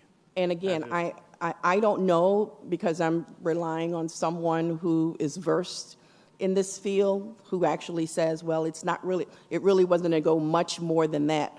What does much more mean? Is that $120,000 more? Is that $40,000 more? You know, we don't know, because that wasn't provided when the update came for the RFP, which I felt probably should have been done since it was over a year old. I mean, but nevertheless, that's not on the applicant, that was on the town. So I, as a person, wouldn't want to go out and bid against myself. Now that everyone knows, now I'm bidding against myself. And I just kind of think that's unfair to have to do that. But again, I sit on this commission, I'm only one voice. Okay. We had a motion. We had a second. Any other discussion? Yes, there's also a second voice that agrees with it, everything you just said. Okay. Anything here? Anything? He echoes her sentiment. I agreed with her. He echoes her sentiment. Yeah. Okay. All in favor? Aye. Aye. Aye. Okay. Yeah. Nay. All I'm not opposed? going to, Nay. Nay. Okay. Motion passes 3-2. So, Mr. Chair, so going forward, there's a vote to go forward, and, at least going forward with the RFP, just so that we're all on the same page, we will have the appraisal updated. From there, we will then, following that, then we will post it and go out to bid. Okay? Correct. And we're looking at, or RFP, sorry, for proposal. Sorry. We're gonna leave it open for at least 6 weeks. Okay. The appraisal will probably take 2 weeks to a month. Is that fair? That's Okay. fair. Yep. So that will be the process going forward, and we'll notify the current folks and notify the folks that have also expressed an interest. Yes, Thank you. everybody that's on our list will know that the RFP will be reissued at some point.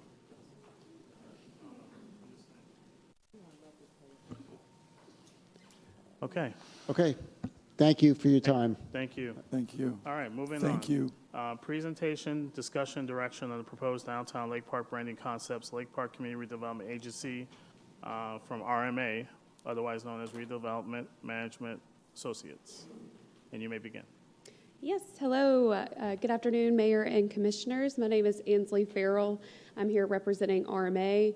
RMA is happy to have worked with you guys over the span of the past 10 years, so thank you for this opportunity. I'm here this afternoon on behalf of Sharon McCormick, who you guys have probably met. She had a family matter, so I'm here to present, but I'm very excited about this action item today on the Downtown Lake Park Branding Initiative. So I know that you heard a presentation in March from Allison, and so this is a follow-up from that presentation. We are here today to present 2 items to you, one of which we just want you to be able to review our brand promises that we are bringing back to the table for you to look at. No voting on that today, but we do, however, would like to hear your opinions and vote today on 2 out of 3 of the logo concepts for Downtown Lake Park. Just to kind of give some history for those that are in the room and those that are at home, we know that you guys updated your CRA master plan back in 2022. RMA came on board to help with a strategic marketing plan back in 2024. So we come to you today to get those final selections of those logos options. We had about 30 options, and the CRA staff helped us narrow that down to 3 to bring to you today. It was presented at the March CRA board meeting, and so today we just want you to vote on those, but we're happy to bring this forward to you today, but just wanted to give some background of where we got to this point. Here we have some of the collateral that was used at downtown events such as Russ Market. I know that you're here tonight. I attended that and absolutely loved that event, so glad to see that that's still going. So this is just some options that we gave for the banners for those vacant lots that you might have seen around town, so that you can just see some examples of how we're working that plan. And then some other activation and dissemination of that information. We have some more collateral just to show you what we've been working on. So our strategic marketing plan, I want to be very clear, this is all tied back to the CRA master plan. We want to make sure that we are statutorily compliant, and that's what we're here to do. So we are acting on 4 of those items, which you can see on your screens here. And why this brand matters, I know in the last meeting we heard from Commissioner Hensley on the marketing background, so this is very important. You really want to have a downtown identity as a whole so that you really can focus on that visitor attraction. You can bring in more people, more businesses to help with that foot traffic. And the logo and the brand promise is really that foundation for the signage. That was a big topic from the March meeting, so we really, really want to get a decision today from you so that we can go on to our next steps. And we didn't just come with these logo concepts out of thin air. We had a lot of stakeholder meetings beforehand, and there was a lot of one-on-one meetings with business owners, with some property owners, and we heard a lot of feedback from those event activations at the Russ Market. And a lot of words that we kept hearing that resonated with your audience was the charming, authentic, vintage, historic. We heard from a few folks tonight some of those words that resonate with people for your downtown Lake Park. So here today, I am showing you here, this is our brand promise options. You're not going to vote on that today, but we just wanted to show you so that you can read this. That will get brought back to you. We are going to take this out to the business community. I know Renee is so excited to take this and get feet on the street so she can hear back from the downtown stakeholders. So we just wanted to show you this today. And while we do have this logo, I want to be very clear that after today, you get those top 2 options. We'll apply color to those. Renee is going to take this back out to the businesses and the downtown stakeholders, those 2 options that you provide us today, and we are going to blast that everywhere so that people can give us their feedback. And then from there, we're going to bring that back to you guys, and then we are going to work that plan from then here on out. So the goal is to really take that and take it to the next level. So that's what I just wanted to show the next steps after this brand is done. We're not just going to create this logo and be done with it. We want to have a plan in place to really work on that. Okay, the fun part. I'm not sure how you want to formally vote on your top two. I do have some options for you on paper, but we would like to hear the commissioner's top two out of these three logos that you were provided back in March. And if you could vote for those top two, we're going to take that back out to the business community, get their opinions, and then we will bring it back to you and build that out fully in a huge brand guide, and it's going to have everything that you need in it. And I do want to show you that the colors will be complementary to your current town and CRA logos. So, I wanted to be quick and to the point for you guys so that you can get out tonight, but I don't know how you want to do the process here today. Paper. So, I will give you paper. I'll hand it out. I can tell you right now for mine. We're going to pick the two. You're just picking two, that's all. Picking two, your top two. Here you go. That was fast. Yeah. Put your name on your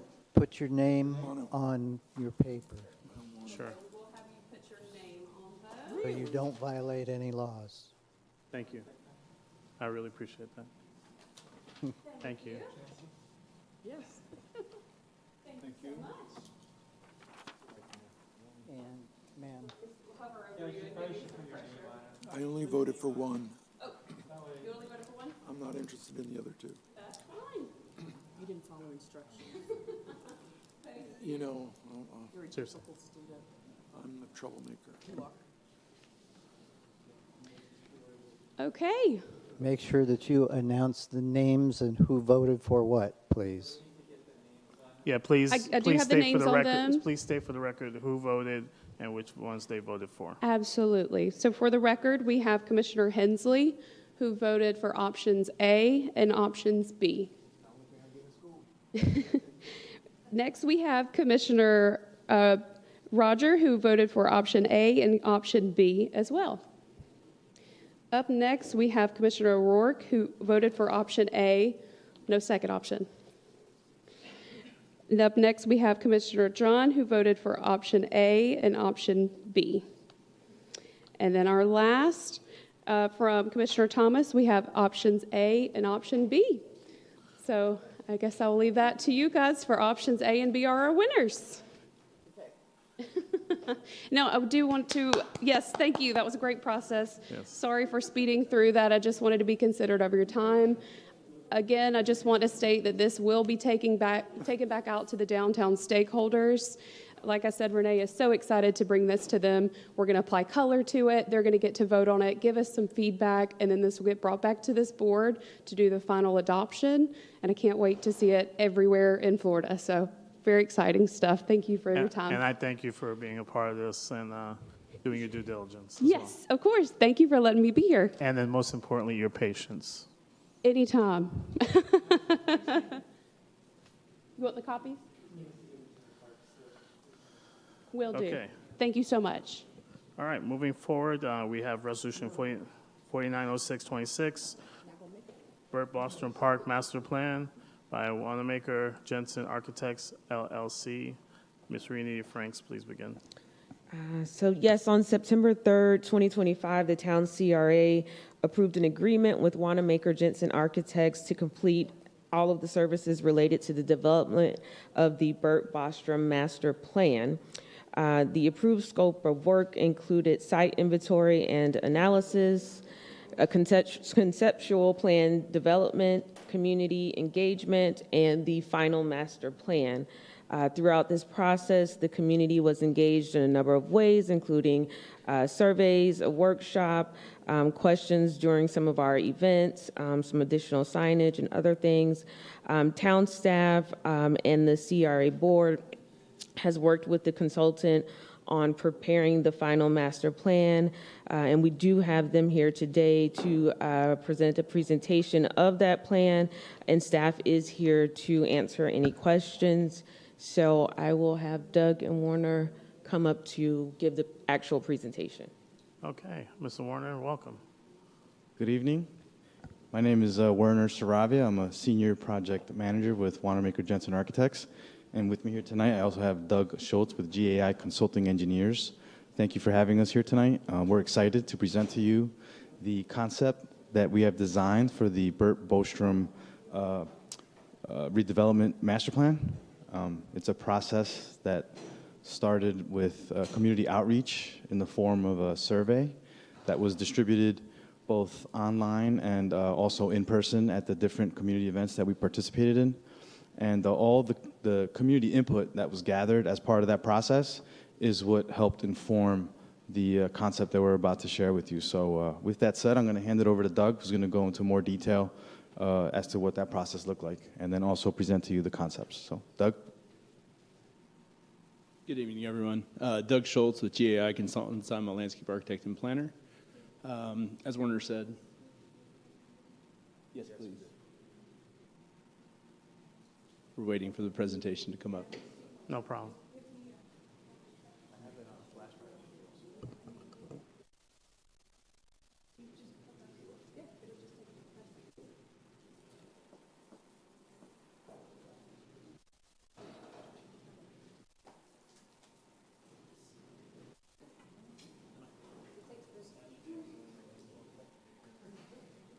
I'll be around. What time?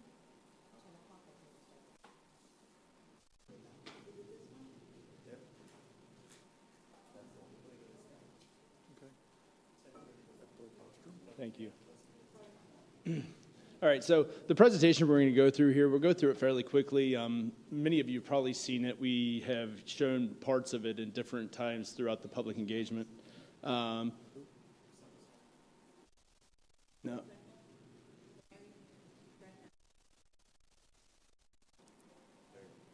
Okay, so one of the big things about this, anytime you're going to do a public park master plan, you want public engagement and public input.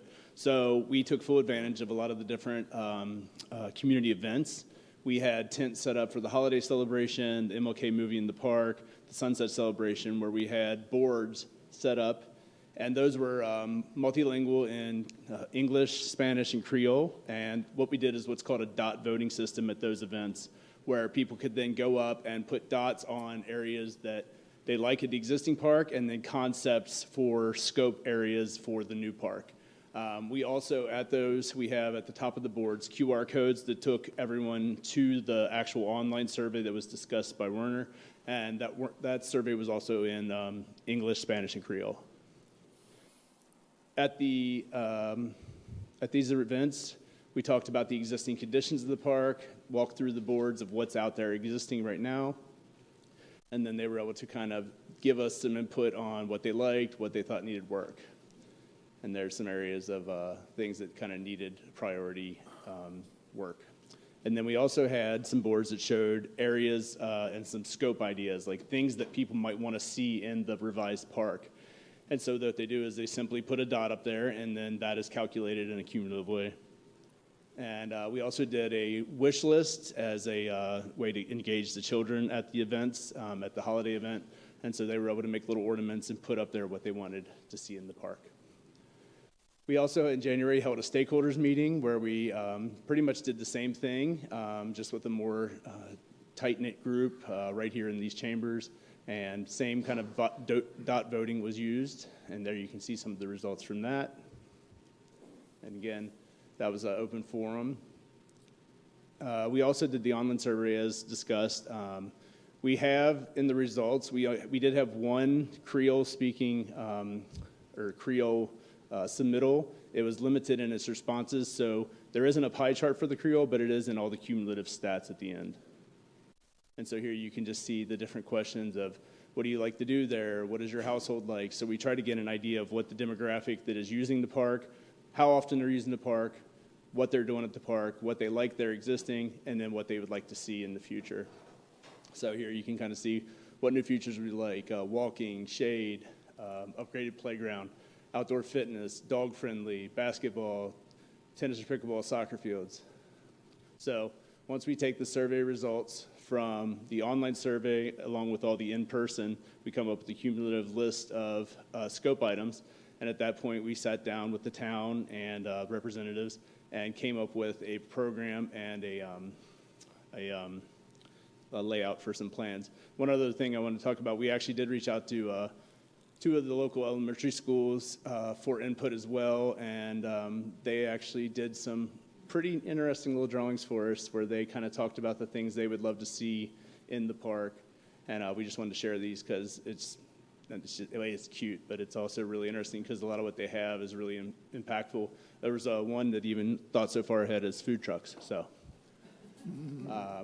but yeah, so like here you can really just kind of talking about, they start looking at it spatially and kind of understanding how things are going to go. So here's the existing conditions of the park, just so everyone kind of understands the context of why we're here.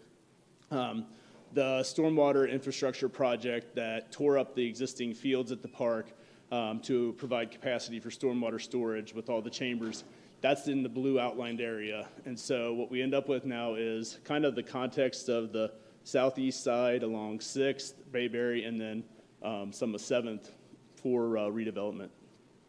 And there you can kind of see that's the existing underground storage that's been installed to date.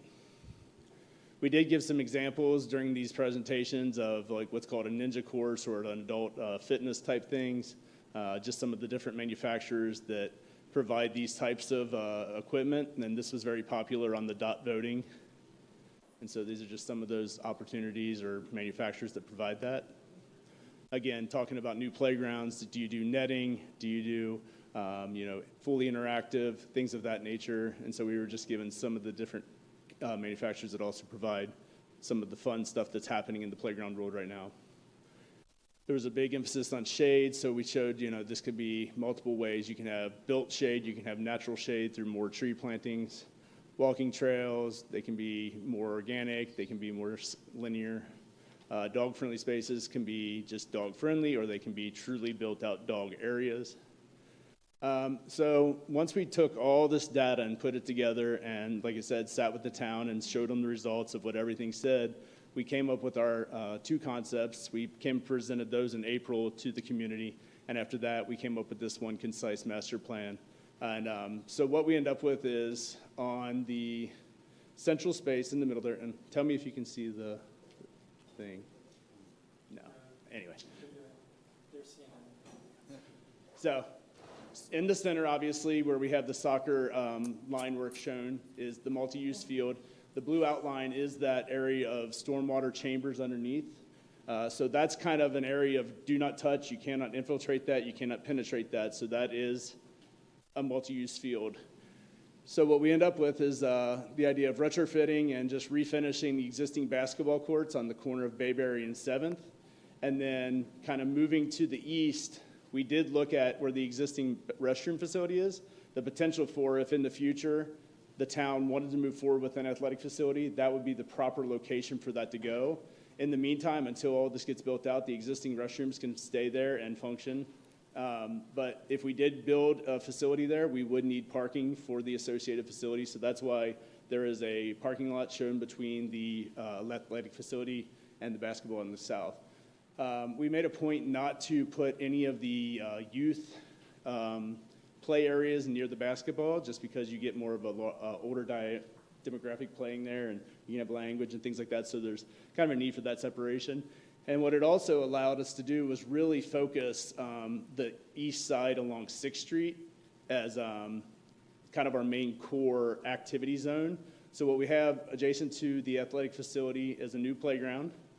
So that'd be great because then, if there are facilities or functions happening within the athletic facility for the summers or camps and things like that, there is that association between the playground and that facility really closely. To the north of that, we have a communal lawn space. That's just free play, and it's perfect for community events and things like that, however you want to program it. To the left of that, we have it's like a little teardrop shape. We envision that as like an earth berm, where kids can play on it, but you could also use it for a viewing platform for watching sports or any activities, or let's say there's a concert in the park or things like that. And then to the north of that, what you end up with is a adult fitness, whether that ends up being a true ninja course or some kind of a hybrid. That's there with the, and the triangles are shade sails, just so you understand what you're, if you're wondering what all the triangles are. And then kind of just a picnic zone to the left of that. But then the main concept is to really have circulation around the entire multi-use field that ties all the components of the park together. One of the other things that we really think is important is to develop a streetscape along 6th, 7th, and Bayberry. And the idea being to really give a hard edge to the park, and literally with like bump outs for trees and curbing and parallel parking, and then a really wide sidewalk, like an 8-foot wide multi-use path on all 3 sides, so that facilitates kind of that this is the hub, and but it gives a hard edge so that, you know, people aren't inclined to try to drive up further than they should and things of that nature. There are 3 structures on the left side of the plan. They're all existing right now. On the top left is a 2-story structure that may or may not be renovated. It would need assessment. But for now, it seemed like something that the town was interested in potentially looking into. If that goes away, that needs to be absorbed into the plan. And then the trailer that most of you are probably familiar with, that's just south of that, there may be interest in bringing in a new facility there with a new building. So we wanted to leave that existing location alone. And then the pavilion to the south of that, we could easily retrofit to match any of the architectural style that we do throughout the park. But the great thing about a master plan is this: it's a roadmap. It's not, we're going to build this all once. The odds that any of this would get built as one massive project are really slim. So usually what happens is, you know, the streetscape, that could become an infrastructure and utility type project if you wanted, depending on the things like that. The playground could go in as its own kind of piece. So all these pieces can be brought in phases, and that's typically how it's done. And here you just kind of have some character imagery to show what we were thinking, you know, just like I said, the netting of the playground, like the different kind of like modern playground equipment, the earth berm, the ninja course / adult fitness, and then just kind of how you could retrofit some of those buildings on the west side and upgrade the basketball courts as well. Now I will let Werner go through some of the concept for, there's a cross section that cuts from, on your right is 7th Street, and on your left is 6th. You can see the playground with the shadow outline of the proposed athletic facility. Thank you, Doug. The Burt Bostrom Athletic Center is a 14,700 plus or minus square foot facility, single story, where you would enter in through the lobby right as soon as you get dropped off. If you saw what Doug just presented, there's a drop off in that parking area. So you enter in through the lobby, there's a reception area there, and then just to the south of that is an administrative wing consisting of 4 offices. There's also an activity room that could be either a large room or split up into 2 smaller rooms with a storage closet. Then there's also a warming kitchen for that room for the different activities that can take place there. There's concessions that would serve the playground and also the park. And then, of course, there's the gymnasium that is a multi-use gymnasium with courts striped for basketball, volleyball, and also indoor pickleball with viewing, bleachers on both sides for viewing, and also with its storage. There's also men's and women's bathrooms that are also dual purpose that could be accessed from inside the building and also serve as public restrooms for the park. And then just outside of that, there's a covered seating area or a covered area that could also be either a seating area or a play area for whenever they have summer programs. And that's also directly adjacent to the playground. The views that you see on the right, the top view is, taken right from 6th and Bayberry as you approach the building. The one in the middle would be looking south from the parking down to the main entrance. And then the view on the bottom would be from the playground looking back to that covered seating area or play area.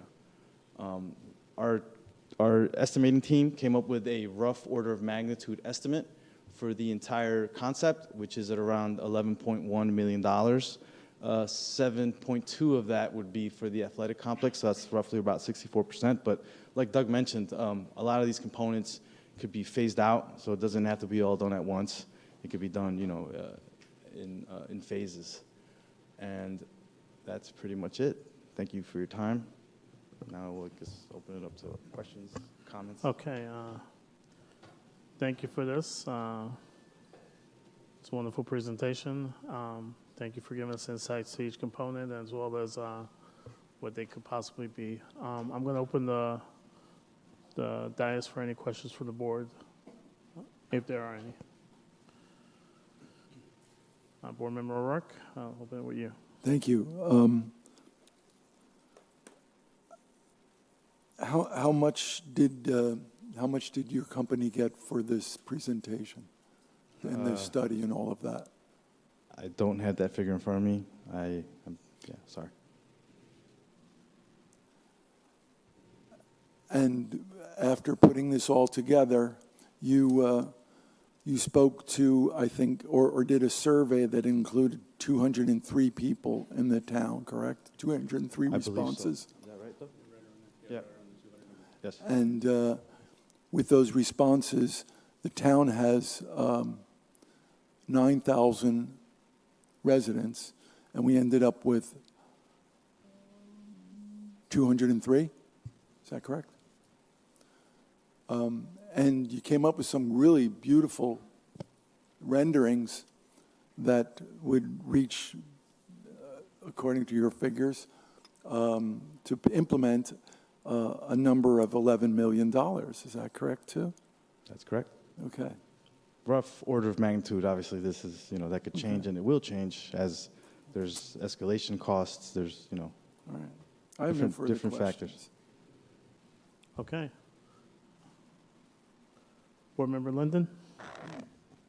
Thank you. While it's a large piece of property, you got a ton of stuff in there, all right? And Kelsey Park is designed more for children's play area. And this was designated somewhat for sports and recreation. But yet I keep looking, got the picnic area and the shades and so forth. Glad to see the dog-friendly walk in there. That's always nice, But it's overbuilt. There's way too much in there, okay? And the center itself, the complex, with some meeting rooms and so forth, you put that back against the edge of the property. What hurts this property, unfortunately, is that irrigation system we have in the middle.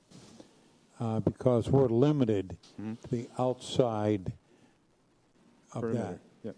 all right, for anything substantial. Now, people can walk on it, they can picnic and so forth. But what confused me and where I've got an issue is soccer court in the middle, that's fine, got some basketball, but yet you've got, I'm going to take a wild guess, at about 25 or 30 parking spots there.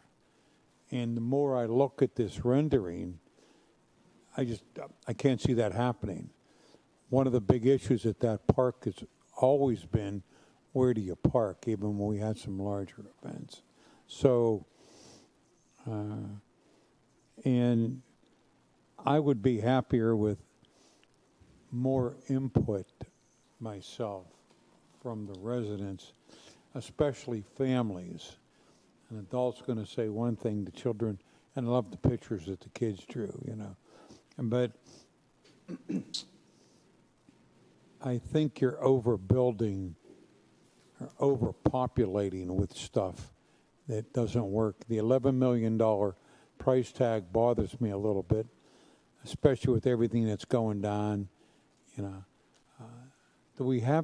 Was any grant money put aside for this that you know of?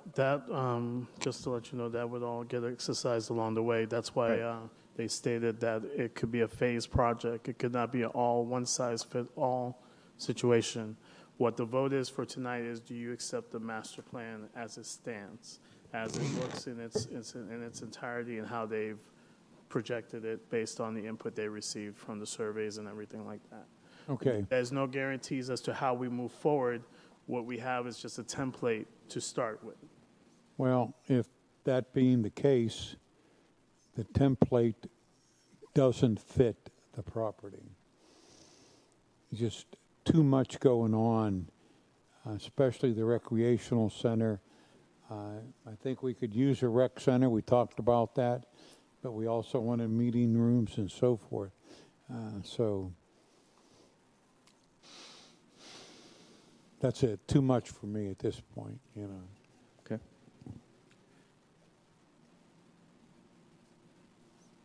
Vice Chair, sorry. I'm not going to get into too much of the building part. I think they did enough. I just wanted to tell you guys, I've been here on some Saturdays. Pretty much every Saturday you guys was here for the community to get a chance to have a say-so in this. And also at the events, meeting you at the table. I won't take your work lightly. I think you guys, did as much as you can. We have 200 some people that fill a survey out. I have a young family. I grew up here, and I just like that you got 60% of people filled this out that had kids, young kids. I have a young daughter and a son, and generational people. So, I mean, you can only put the survey out really needy. I got it like 4 times. I didn't touch it. It's up to people to fill it. We did get 204 people to participate. Last election, we got 534. So, I mean, we're getting there. So, thank you for your work. Oh, thank you. I mean, I was going to say, the survey was out there for quite a while. Yeah. And, I mean, but thank you.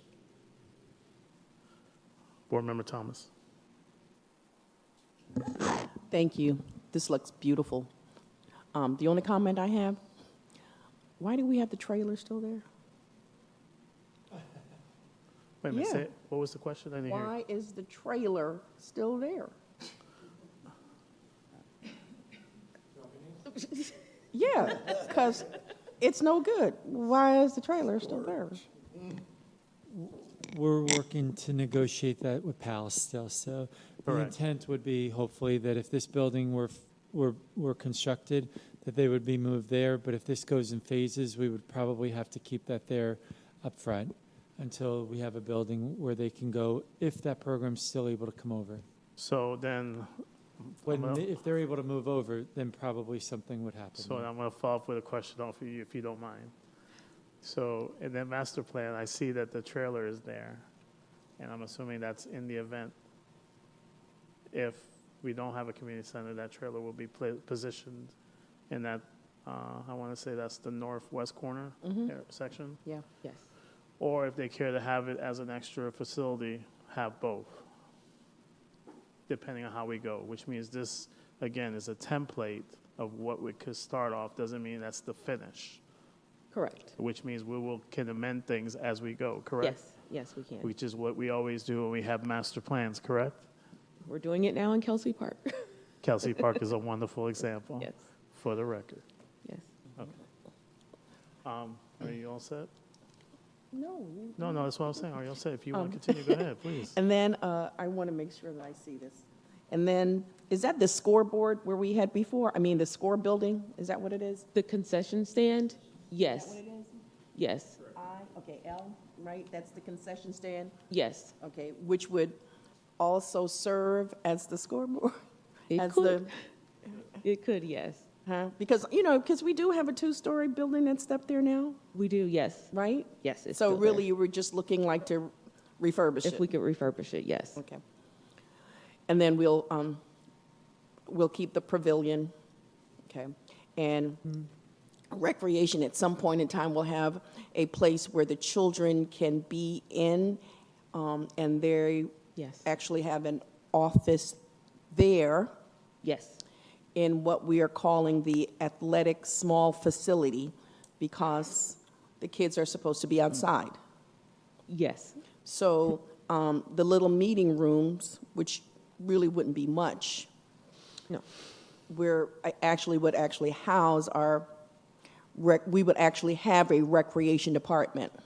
That is the plan. Yeah. That's Okay. the plan. Sometime in the future. Yes, we would, some of those existing programs that we have now over in Kelsey Park in the indoor pavilion, we would then move those here. The line dancing, the taekwondo, the stretch classes, those would be able to move. Because currently they're in that building They're in the for the summer, yeah. Yes, And we can't fit those children in that building, we cannot. especially since it's also your offices, It is. like 200 square feet of area Yes. or less Just about. for the 50 students or 50 children. Yes, Okay. So we actually need a place. we do. That's just not for seniors, No. but for the youth of our community We would welcome everyone. who will actually grow and utilize this facility. Yes. But we can phase this. Yes, we can. Okay. Okay. I am all for this. I like this as a starting point. I think it will evolve as we go. It gives you a little bit of everything, outdoor and indoor activity. I encourage everybody, if you need to see something to use as a comparison, but not a fair comparison, but still in the same respects, go to Garden's new facility and take a walk through there. Myself and Commissioner and Board Member O'Rourke used to work there, and they've done a magnificent job in providing their community with something. And I'm looking out at the crowd right now, and I know a few people that are here with new families and new kids that could use a facility that my children were not benefited from when they were the same age. So for me, I'm thinking ahead to the future, not to the now and the present, but to the future. And this is a legacy project, and it should be considered. It needs to be considered, especially to a field that's underutilized. And that's not to negate JESEV. They do wonderful work there. But I want to make it more presentable to everyone and not just a few. Yeah. Okay? All right. So again, this motion is to approve the master plan as it stands. And I will state again that it can be changed along the course of our time in planning this, whether phase altogether or not. I will entertain a motion to approve the master plan.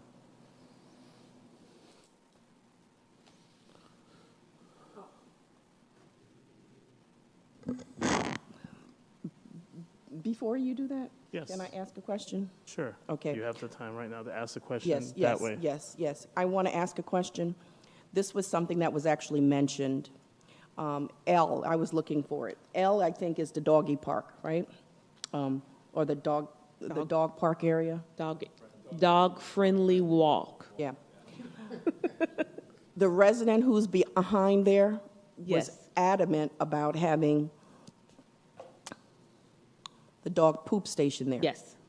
Right? Yes, he was. Because yes. I was there too, right? And they don't want it in the back of their home.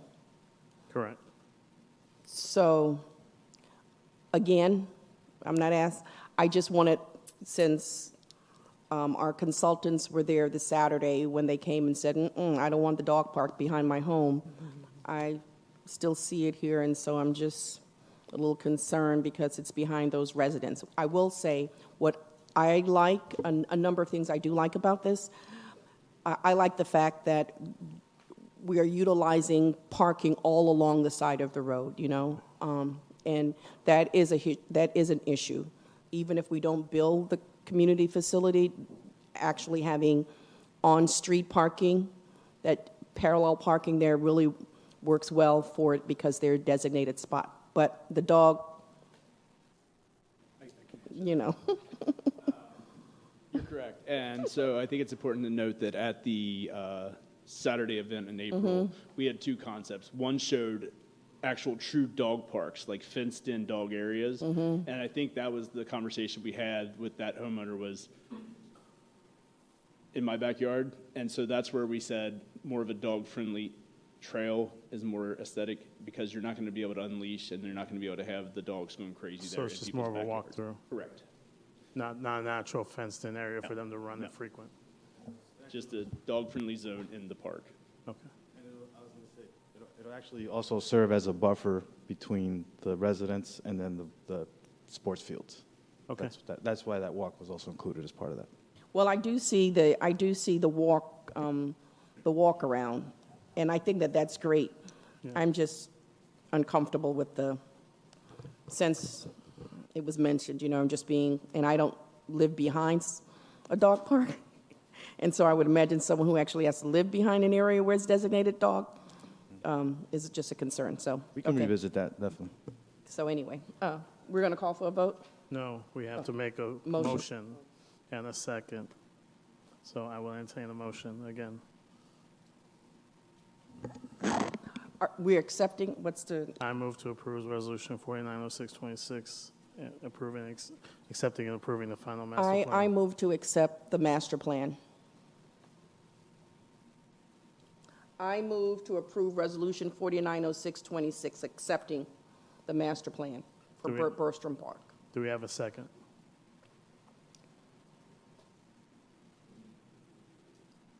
It fails. No, actually, I second. We have a first and a second. Any further discussion? Yes. Board Member O'Rourke.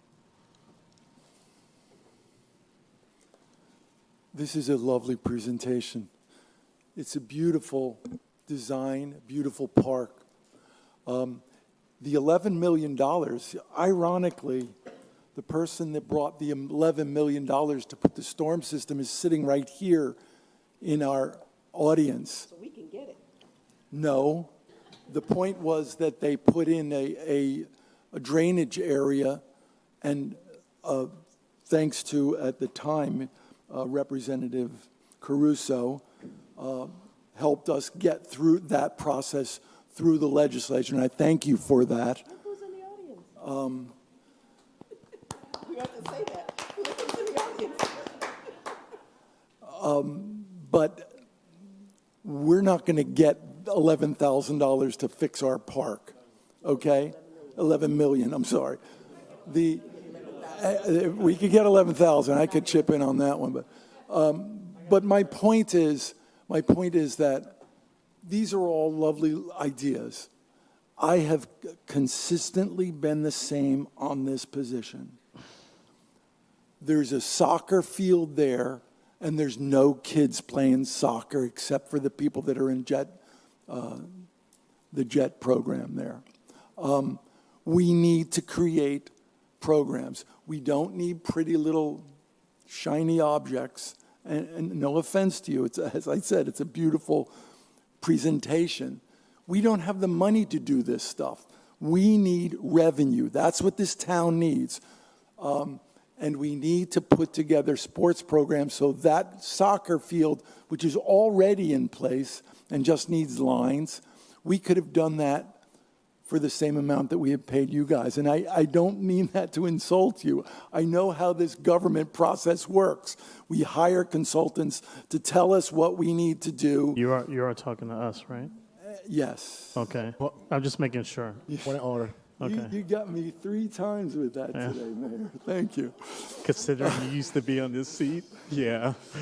I'm used to being over there. Yeah, I'm used sorry. to be here. But again, and without bashing you guys, I'm really not trying to do that. My point is that as a commissioner and as a member of my community, the small amount of input that we get from and I'm going to offend people, unfortunately, because people get offended easily nowadays, the older group of citizens and residents in our town would love to have all of those things.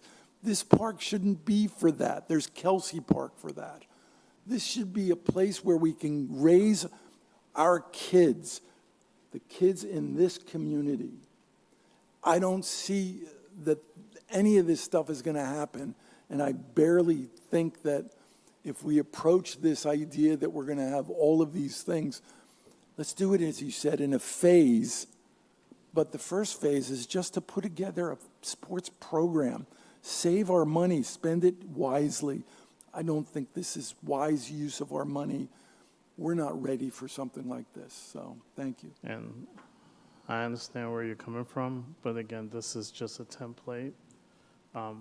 If I'm not mistaken, you were on this dais when we did the park master plan.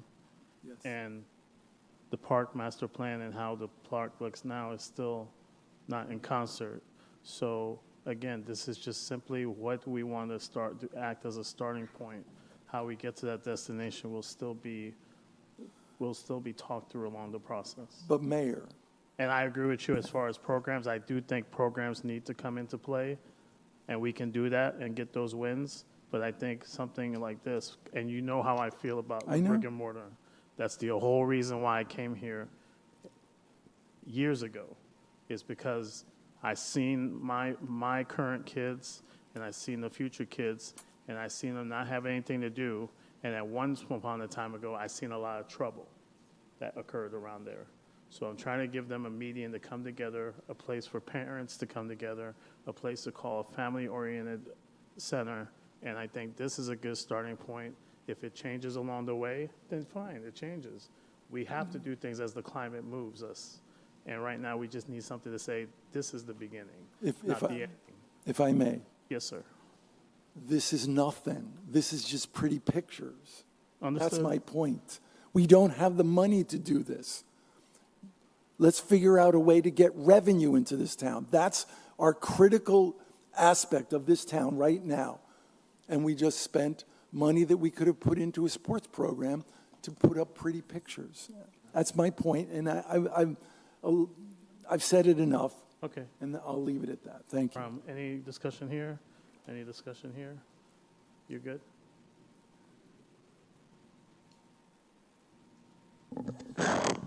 Where do we go if we don't have a plan? You have to have something in place. And I would agree, this is Florida, and I don't know about you, but I probably wouldn't come out the house, especially in the summer, until around 8 o'clock, because it's so hot. So I don't know what kid is going to go out there that's going to be playing on a field that doesn't even have trees, doesn't have no shade, has nothing. And I've heard residents say, I pass by there in the middle of the day and there are no kids. I would imagine. It's 93 degrees plus outside. There isn't anyone going to be out there playing. So I agree that we do need to have a program, but when I look at that, it's a vast field, and it does not look appealing, except if I'm a child and I want to go over and play on the playground. Otherwise, I'm either out there at 7 to 10 o'clock in the morning, or I'm out there after 7 in the afternoon, because it is hot. It's very hot. So thank you for providing some trees, because. All right. We're good? All right, let's do this vote, please. All in favor? Aye. All opposed? Nay. Nay. Motion passes 3-2. Thank you. CRA Administrator, Executive Director report, I'm saying them together because, of course, you're going to be introducing as well as discussing.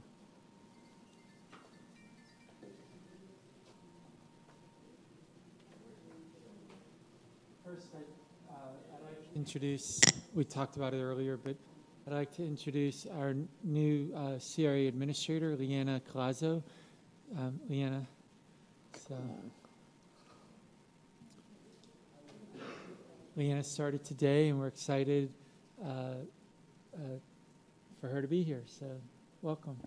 Good evening, Mayor. Good evening, Commission, Attorney, Town Manager. My name is Leanna Colazo, and I'm honored to be the new Community Redevelopment Administrator here for the Town of Lake Park. I've previously served the majority of my career in the municipal government, and I look forward. I come from Tequesta, most currently, and previously the village of Palm Springs. And so my background is in finance and community programming, and I look forward to serving you, the board, as well as the residents and community of Lake Park. Okay. Thank you, and we do welcome you to our family. And again, I met you earlier, and I stated to you earlier, you came with praise from a colleague of mine who I highly respect, and the fact that she told me your credentials and how she approves of you being here with us gives me a good positive, I guess you can say, excitement to see what you're going to do. Thank you. Thank you so much. Very glad to be here. Thank you. And then also, I'd like to introduce our new marketing coordinator, Renee Rosario. Renee, do you want to? Renee comes to us from Boynton Beach, where she worked at the CRA there for a number of years, and has done really great work there, and we're very, very lucky to have you both, so thank you. Good evening, board. I'm Renee Rosario, and happy to be here at the Town of Lake Park. All right, thank you. Welcome. Thank you, welcome. We look forward to what you two have to bring in store to our CRA. Thank you. All right, thank you. Thank you so much. Anything else, Executive Director? That is it for now. So Okay. Thank you. Any board member comments? Board Member Linden? I'm Since sorry, we're did in you- CRA, we've got a, Let me say no. I have nothing. I'm sorry, John. oh, that's all right. We have a hidden gem on Park Avenue that we've been dodging for the longest time. In the clock tower, we've got an unbelievable sound system that rang the bell and played music. We talked about it last year and nothing happened. I would like the CRA, because it's in CRA property, to have it evaluated. I spoke to the original builder of that and what they did, but I think they're a little bit off base for what they want to do. But we also have a gentleman that's done all of our sound for sunset celebrations, our events and so forth here in Lake Park that may be able to do the same thing. The fact of just a clock tower and a bell going off at 12 o'clock and various music for 4th of July, the Rust Market, the Christmas celebration, I think would add to the excitement of the time. And all I want to get started is to see if we can get the CRA to get some estimates on what it would cost to bring that back to life. That's it. Thank you. Thank you. Thank you. Thank you very much, Board Member Linden, and bless you, Board Member O'Rourke. I have nothing. You have nothing? Anything? I want to say, I know I've kind of been tough, but the CRA between 10th and 7th, it's the landscaping, it's been kept up pretty well, so thank you for that. I agree with that as well. And Kelly's looking better. Board Member Thomas? You're good? Just one question, and maybe it's Reuniti? Actually, just comment. Well, this is going to require this because it's a comment, but it's in regards to what I want to know is what we're going to do about our time capsule. It was buried in the CRA. Has it ever been reburied? Okay. I should be asking you. Yeah, go ahead, go ahead. The time capsule is buried at the clock tower. Has it already been buried? Yes. Okay. Okay, thank you. Right-hand side. All right, any agency member requests? No. Motion to adjourn? Move to adjourn. Second? Second. All in favor? Aye. Okay, can we do a rapid switch? Can we or go do right away? Do we need a minute? No? We're going to go right into it? All right, let's do it. I'm here. Let's do it. Let's do it. Okay, this is the Town of Lake Park Regular Commission meeting for Wednesday, June 17th, 2026. The time is now 8:59, getting ready to turn 9 p.m. Clerk, can we have the clerk please take the roll call? Commissioner Linden? Here. Commissioner O'Rourke? Here. Commissioner Thomas? Vice Mayor Hensley? Here. Mayor Mashad? I am here. Move to approve, we're going to waive the, We're going to waive, thank you. he's a wise guy. Thank you. We're going to waive the Pledge of Allegiance because we did that earlier. Next, we have the approval of the agenda. Move to approve the agenda. Thank you. We have a second? I'll second that. Anything further? All in favor? Aye. All opposed? Approval agenda passes unanimously. Next, we have special presentation and report, presentation with the Palm Beach County Commission on Ethics.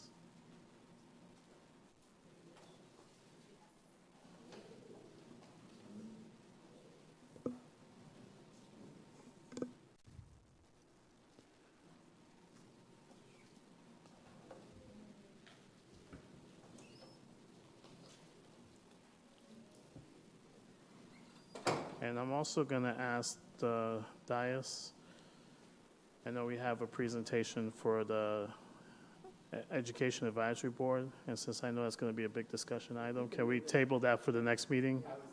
Do we? I we have move a- that we table the Education Advisory Board discussion. I'm asking, just so you catch up, I asked if we could move item number 3, a special presentation, to the next meeting. Yeah. Okay, do we have a second? Second. Okay, we have first and second. No other further discussion. All in favor? Aye. Aye. All opposed? So that item number 3 is moved to the next meeting. Okay? Please begin.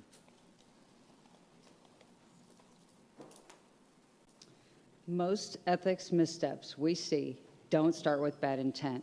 They start with uncertainty. Good evening, and thank you for having me.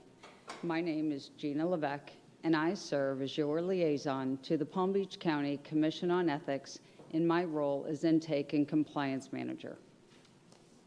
Today, I'd like to briefly focus on how ethics shows up in your daily responsibilities and how we can support you when questions arise. Before I do that, let me briefly explain who we are and what we do. The Commission on Ethics was established to promote integrity in public service, build public trust, and ensure that private interests do not interfere with public duties. We provide oversight for more than 12,000 public officials, employees, advisory board members, and certain vendors and lobbyists throughout Palm Beach County, including all 39 municipalities. Many of the matters we address involve well-intentioned employees and officials navigating complex situations involving relationships, outside employment, vendor interactions, or perceived conflicts of interest. And these are not always clear, and that's where we come in. Our role is not just enforcement, it's guidance. We're here as a resource to help you navigate those gray areas before they become problems. Whether it's a quick question or formal advisory opinion, reaching out ahead of time can make all the difference. Advisory opinions, in particular, provide guidance based on your specific set of circumstances, and when relied upon in good faith, they offer protection moving forward. If there's one takeaway I'd like to leave you with, it's this. If something causes you to pause, even briefly, that's the time to reach out. You don't need to be certain there's an issue. You don't need to know whether the code applies. If you're unsure, ask. You can find resources or contact us at palmbeachcountyethics.com or by calling 561-355-1915. Thank you again for your time and for your continued commitment to public service, because ethics isn't a moment, it's a mindset. I'm happy to answer any questions. I just want to say thank you for that. Thank you And for that was keeping it brief. And that was a perfect ending of your statement there. The brief don't matter. What you said does. Trust me. What you said does. No, I just wanted to thank you and apologize that you've been here so long that for keeping it short. So great, thank you. But we support that wholeheartedly. So Absolutely. Thank you. Thank you. Thank you. Thank you for all you do. Commissioner Rourke? Yes. What part of the county government do you are part of? The Palm Beach County Commission on Ethics. It's a separate. Is that? I understand that. Is that a trick question? No, not really. I was. Is it are you separate from like the constitutional offices, We for are a example? county department, but we have no oversight by the county commission. Okay. We are an independent body. Yes. Very good. Thank I you. believe you're housed in the same building I'm in, at the governmental center? We are in the historic courthouse. Okay, okay. I knew you were close, though. Close. Close. Thank you. All right, thank you again. Thank you. thank you. Next, we have a presentation from Palm Beach County Operation Crisis Outreach and Support Team, otherwise known as the acronym COAST. And welcome. Hi, good evening. Thank you for having me, Mayor. Absolutely. And County Commission, or I'm sorry, City Commission. My name is Dr. Courtney Phillips. I'm a board-certified addiction psychiatrist and the Vice President of Behavioral Health for the Healthcare District of Palm Beach County. So I'm really honored today. I met the mayor at the PBSO Citizen Advisory Committee and was asked to share what we're doing in the community around mental health. Very different topic than what's been discussed. So before we advance, here it is. Okay. Before we advance, let me just really briefly tell you all what the Healthcare District of Palm Beach County is. So it's for all of us here, it's for all the municipalities and all the county. It's an independent taxation district that was formed in 1988 by the citizens of Palm Beach County to fill healthcare gaps in the county. We take care of people who are insured and uninsured, and we were put in place to fill healthcare gaps in the community since 1988.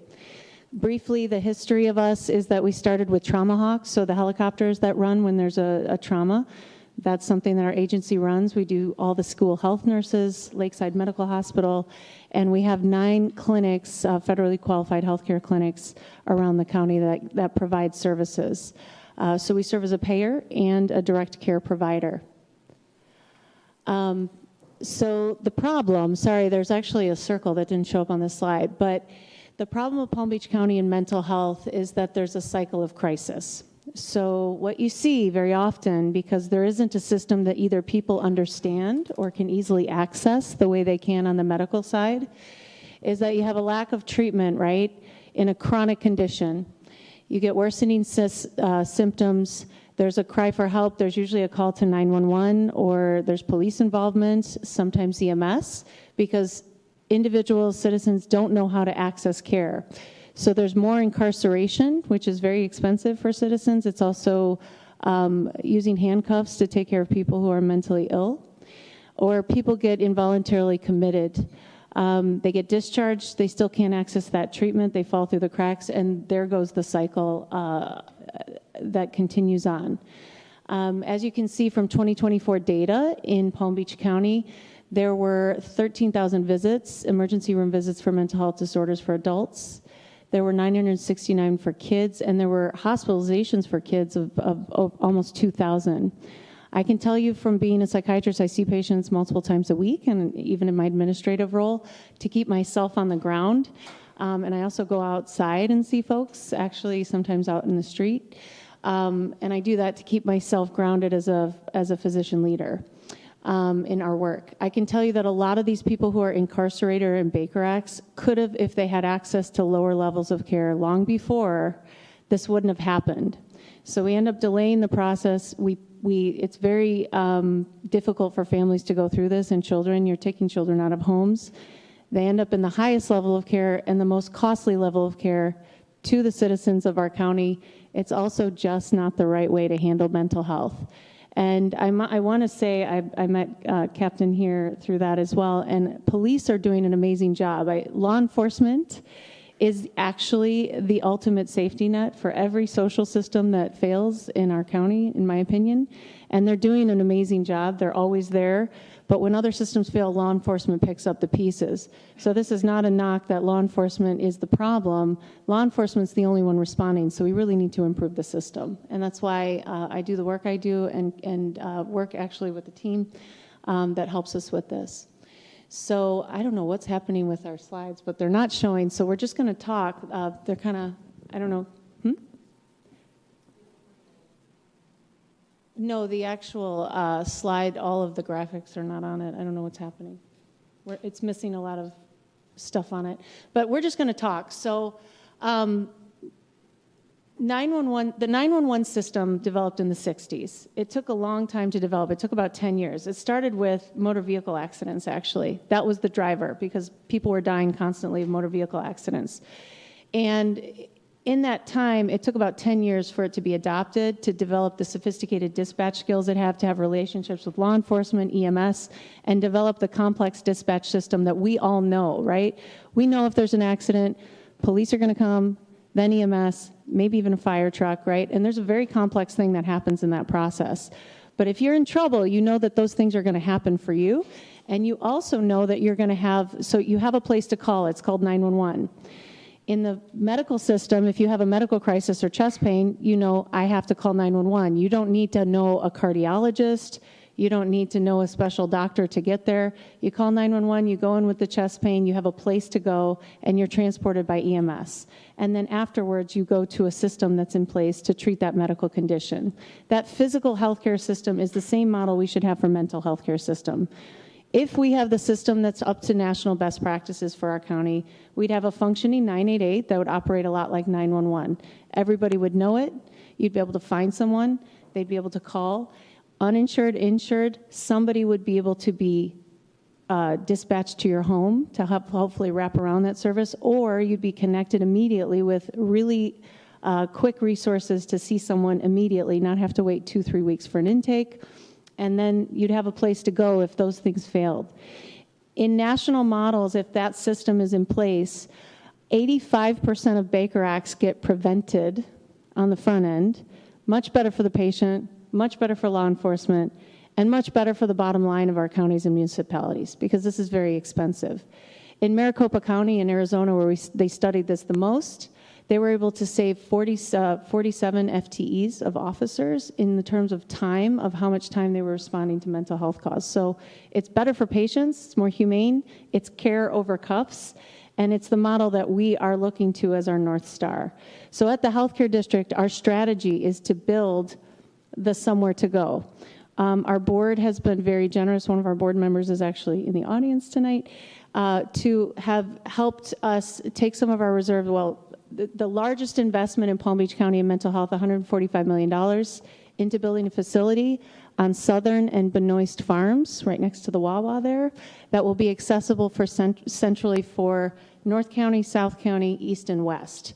It will be about 70,000 square feet. It's slated to open in early 2029. We're in the final stages of our design process, and then we hope to be submitting our final architecture plans this fall. The land has been purchased. We did have some help too from the county, Palm Beach County Commission of $10 million for the land acquisition. And all of that money is put aside. It's already earmarked and it's in place for that building. That building is our North Star, but the system of 988 and the response teams have to be in place as well for a system to work. Other states and other counties have done this across the country, and it works really well, both from a patient standard as well as a cost savings to counties and municipalities. So it's important to know that's what we're working on, but we have about 2.5 years to get our workforce into that building. So we need to start projects right now to start to build our relationships with law enforcement, and that's what Operation Coast is about. Crisis Outreach and Response Teams is our right now preparation and operation that works with law enforcement, both road patrol officers as well as PBSO for crisis response teams, which I'll talk about in one of these slides. So I'm here tonight to tell you guys about those programs so that you're aware that they're available to Lake Park residents as well.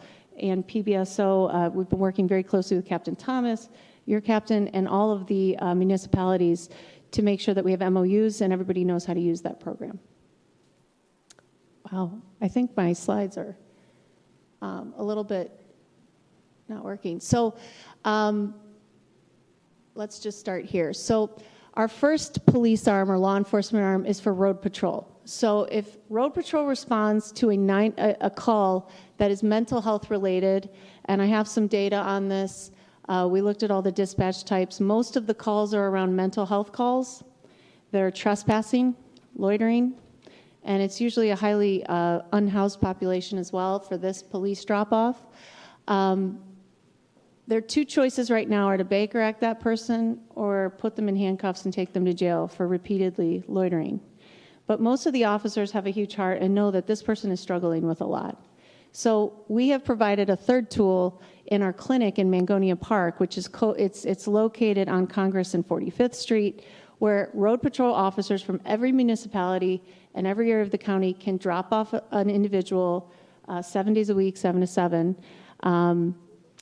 At that site, kids or adults, they don't have to know why they're dropping them off, but if they don't think they meet criteria for Baker Act or they don't need to be in jail, they can drop them with us and we will start the process. In that clinic, we have peers, which are people with lived experience. So they might not want to talk to a doctor and have all that doctor talk. They might want to talk to somebody who's been Baker Acted or had has used drugs or been homeless, and that's the person that's going to connect with them, and we start providing them with that right away. We also provide primary care, it's really important, and psychiatric care all in one clinic. It's an integrated model so that the individual can just get everything done right there. They're treated with respect. A lot of these folks are very accustomed to working in systems where they're constantly, get out of my ER, you keep coming in here, you keep trespassing, and they're very traumatized by that. So we always say, we're so excited to see you. We welcome you here. I don't care how soiled they are. I don't care if they don't know why they're there. Our team has to start with that human dignity that isn't always in place with these folks. So we have a lot of tools in the clinic to engage them with humanity. We have a shower. They can use it. They don't have to engage with services as a carrot to get the shower. They can use it. They can have as many sandwiches as they need, juice, whatever. If it's medications, if they're in withdrawal, I can start treating them for withdrawal right in the clinic, regardless of their insurance. We have a machine that we can dispense those medications if that's the thing that's going to loop them in. We also have a very compassionate team of lots of individuals who represent the community who engage them over different ways. If they don't want to see Dr. Phillips, a psychiatrist, I can tell you, being a psychiatrist, it's 50-50. I go into a room and some people are like, don't analyze me. Some people are excited about it. The same thing with patients. Not everybody wants to talk to a psychiatrist, right? So maybe they want to start with the medical care. That's the carrot. Maybe other things are going on. So we provide all of that there, and we have a network of 9 clinics to reach these folks wherever they live. So we also have pediatric services, pediatric behavioral health and psychiatry, and that's really important for the youth that are struggling with things. So police can actually bring in youth as well. And our goal is to get the police in and out in under 10 minutes. And that's really important because police should be doing safety, not having to get involved with mental health. So our role is to offload that burden from them. There's nothing wrong with the hospitals. They're great. But there's a lot of people who come right out and they fall right through the cracks. Many of the issues that these folks are challenged with are lifelong. They get better, they get worse. They get better, they get worse. No difference than asthma, diabetes, or hypertension. Same thing with substance use. The relapse rates for substance use are identical to all of those medical chronic conditions. Yet when a diabetic goes to a hospital, they're not met with, what are you doing here? They're treated with, okay, let's try again. We take the same approach. It's not personal. You had a problem. If you're hearing voices or things like that, let's try it again. So that's what we treat there. So we get them out in and out in under 10 minutes. This is the number. We have a special police phone that they can call ahead. That's only for police. Please don't share this with the public. But we do at this time, that clinic is not a Baker Act receiving facility. We're building towards that. That's our strategy in 2029. It'll be called Two Waters. But this is what we give police so that they know how to access us and how to utilize us. And this is some of the data. I'm only going to show this briefly to show we're very data driven. So you might see that the drop-offs that come in from all over, it's mostly West Palm because that's our local municipality. The PBSO group that uses us the most is the Mangonia Park group, but we're trying to get the word out there. And while these services are happening, we're also seeing a regular clinic full of patients. So what you see is that one of the challenges we have here is that it's not easy to engage these folks, right? So sometimes they come in with police, they've already had a predetermined feeling, oh, I've got to comply, and then they leave. So we have to work very hard to engage them, but we continue to call them, we continue to reach out to them. About 70% of these folks are, about 52% are unhoused, 70% male, and you see a variety of demographics. This group, I would say, is highly representative of, I call them homeless and phoneless. So the challenge with this group, and I would say this data shows that we are able to prevent a lot of Baker Acts and we are able to prevent a lot of arrests that are unnecessary, but it's a hard group to get in touch with after they leave. The data for this, what we would like to see is that we engage these folks after their first visit, and we're working on some strategies to address that. I've been piloting a street psychiatry program and have caught a lot of these folks when I just go outside. So I can talk more about that. I could talk about this all day, but this is the work that's important to figure out this data, to move the chains forward so that we stop the revolving door of this high utilizer patients who use the ERs. They use the police quite a bit.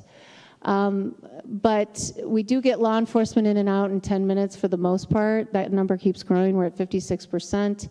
And none of the patients are violent. They've all been very kind. We haven't had a lot of escalations. We do result in decrease in Baker Acts. And the top 3 diagnoses with most patients are dealing with at least 2 to 5 conditions. The top 3 are severe mental illness, severe substance use, severe psychosis, severe mood disorders like bipolar disorder. So this police pickup group is highly represented by severe mental illness, homeless, phoneless, and probably the most challenging folks to engage. We're doing our best and we're learning from this so that when we open that center, we get all of our ducks in a row to start to stop that revolving door. What are we doing to hopefully engage those folks back? Like I said, we're trying street initiatives where we go outside, and that's been actually really doing well. I would like to see if I can find a grant to fund that more. We are working a lot with Vickers House, Lord's Place, and the homeless teams. We go to their sites, we see patients there, so we're really getting out there with community partners because this really is a team sport. I heard you talk about sports. This is a huge team sport. Why hasn't mental health been solved by the medical community? Because it's probably one of the most complex things. It's social, it's medical, it's psychological, and it involves culture and lots of family stuff. The last arm of the COAST program is the PBSO program. So in this program, Captain Foley actually approached me. He works with the Targeted Violence Unit, if you've ever heard of that. It's a postvention after someone is violent that they go out with mental health providers to take care of them. He started an arm. He got funding for 4 vehicles and 4 detectives who are especially trained in mental health to serve the 4 regions of Palm Beach County. So what this is if a team calls 911, they send out officers first, and it's mental health related, but they do a secondary dispatch of this special team that Captain Foley has the vehicle and the detective. We at the healthcare district employ the therapist and a peer to go with the detective in the same vehicle, and they help alleviate the situation. The difference with this group, when you see the data, is that they're highly housed, mostly housed, and all of them called 911, so almost all of them have a phone. Huge difference in the outcomes because it's a much easier group to target when you have a phone in a home. Just an interesting side piece. But they go and try to de-escalate the situation, connect them with the resources so that they don't end up in jail and they don't end up basically going to Baker Act. So when we do this program, this is running right now Tuesday through Friday on 10-hour shifts. That's what's able to be funded. And in this program, actually, 56%, it's 50-50 male-female. As you see, it's we only had 12% of those folks were seeing us for mental health conditions, and we had last year in 2025, healthcare districts served 9,000 unique patients in Palm Beach County for mental health. So we are a big provider. Only 12% were existing patients with us, so these are people who didn't have services and were looking for help. Only 10% were homeless. Only 1 person got arrested out of this 560 visits. 1. These would traditionally have been people who would have been immediately arrested or Baker Acted, and only half who said they had suicidal thoughts got Baker Acted against their will. So this one's been fairly successful in the sense of diverting people away from the system. So this represents that first part, like an EMS, where they go to the home and they're able to divert an emergency situation. The other pilot that we've been running with all the police is a drop-off to mimic that somewhere to go function. So I'll stop there. I just want to say there's a lot of exciting things coming with this. We have a lot of outpatient services, and these are just our Operation Coast arm. We would like Lake Park residents to utilize this and the law enforcement in Lake Park. So that's part of the reason that we're here. It's free. There's no exchange in the MOU. It's just an agreement to work together better. I meet with the police often to go over our data and try to improve our outcomes. Any questions? I want to thank you for that. And again, this was something I wanted to have her come and present because, again, I'm on the North Region Bureau with PBSO, and I find out that every time I go there, there's a lot of extensive reach you guys have to collaborate with other resources such as the healthcare district. And it's great to hear these kinds of narratives so that way we know we have ourselves an extension of our town through you, PBSO, as well as through the healthcare Yeah. district. So thank you for bringing Thank that you. to our attention. And if any of the commission here have anything to say or ask, please do so. I just think this is awesome. Thank you. This is something. I mean, I'm in education, and we have something like this in education, and put this something like this in the town is it's just awesome. It's Thank you. what's needed. Thank you. We thank feel you so very much. fortunate to be able to do this for for all of our citizens and my family too. Thank you. It's also great to know that we even have one of our residents is actively involved on the board as well, doing the good deed and fighting the good fight. Tracy, yep. Oh, yes. Tracy Caruso. Thank right. you, Tracy. So thank you all very much, and it's an honor and pleasure, and I appreciate your time. Thank you, Mayor. Thank you. Thank you. Again, we have voted to move item number 3 on special presentation report to the next meeting, which was the presentation, discussion, and direction of the Town of Lake Park Education Advisory Board. So I will move on to public comment. Again, as you know, public comments is 3 minutes. Be mindful of the person that's speaking to allow them to speak and get everything as we get recorded. Now that we said that, I'm going to call our first and newest resident up, Miss Tracy Caruso. Hi, everyone. Good evening. Thanks so much for letting me speak tonight. Mayor, Vice Mayor, Commissioners. I'm Tracy Caruso. I live at Nautilus 220. My husband and I found Lake Park years ago when we met with Lake Park commissioners in Tallahassee. Some of you were there, you remember. We've seen Commissioner O'Rourke play at various town events. We knew what a great community Lake Park was, and we knew we wanted to be a part of it. My husband, Mike Caruso, eventually got an appropriation to fix the marina seawall while he was a member of the Florida House. Mike's now the clerk of the Circuit Court and Comptroller of Palm Beach County, and we live here and we love it. I'm here tonight to raise a concern, though, about the adopted fiscal year 2025-26 Marina Fund budget, and more importantly, to suggest a path that resolves it. The Marina Fund budget includes $1.2 million in revenue listed as miscellaneous other. As I understand it, that figure represents the payment the town anticipated receiving when the deed restrictions and reverter provisions on the marina property were removed. That step has not been completed, and the proceeding before the state was paused before this budget was adopted.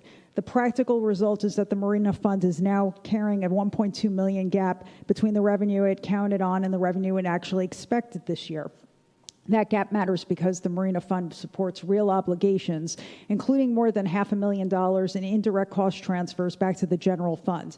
And because the fund has already drawn down its reserves, I don't raise this to assign blame. Budgets are built on the best information available at the time.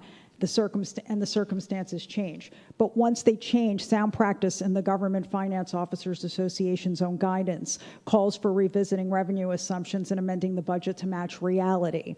Here is where I'd like you to focus. The $1.2 million of the town hope to receive and the renewed health of the Marina Fund itself both flow from the same source, the partnership with Forest Development that this commission negotiated and approved. The most direct way to close this gap is not more litigation. The general fund legal budget for the Marina P3 work has risen sharply this year, but to resolve the outstanding issues with Forest and let the agreement move forward as intended. A working partnership brings private capital to the marina, restores the revenue the budget assumed, and relieves pressure on the general fund. Continued conflict does the opposite. So I'm asking 2 things tonight. First, direct the town manager to bring back an amended Marina Fund budget that reflects current reality and explains how the shortfall will be managed. And second, direct staff to return to the table with Forest Development in good faith, so the very transaction this budget depends on can actually be completed.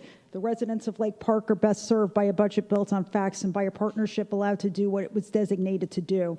Don't continue making one of our city's greatest assets into one of our greatest liabilities. And with that, I want to thank you so much for allowing me to speak tonight, and it's really great to be a part of this community. And I love your necklace, Commissioner. It's amazing. And the nails. Thank you all. Thank you. Thank you. Nick Maniotis.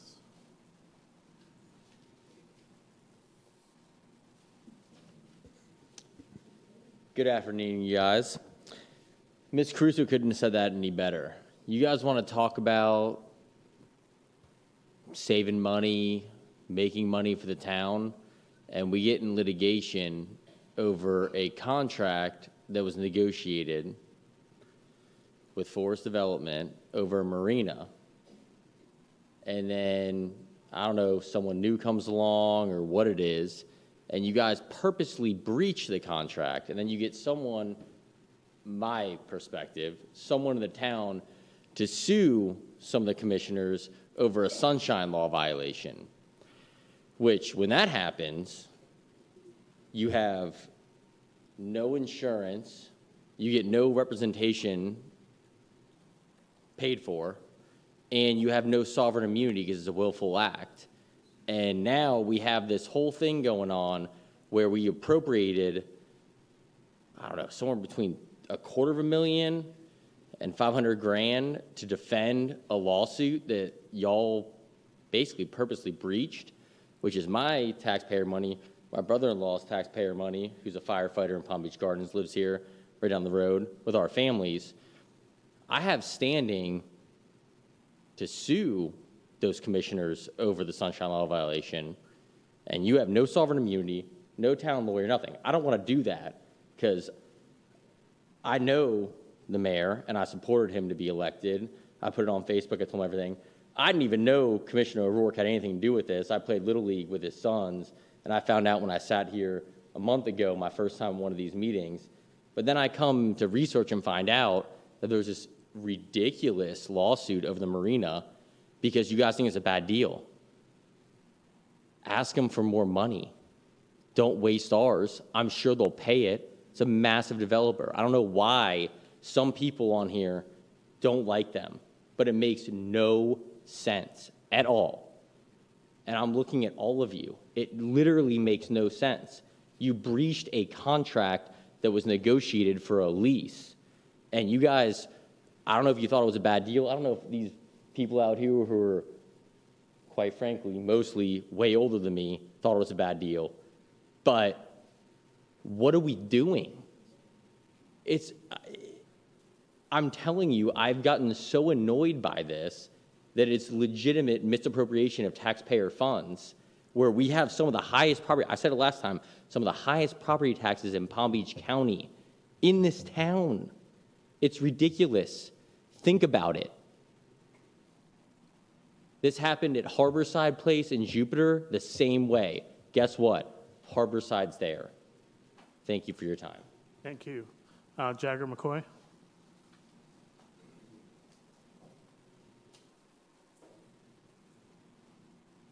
Good evening, Mayor and Commissioners. My name is Jagger McCoy. I'm a resident of Lake Park, and I'm here tonight to ask about the performance review of Town Manager Richard Reed.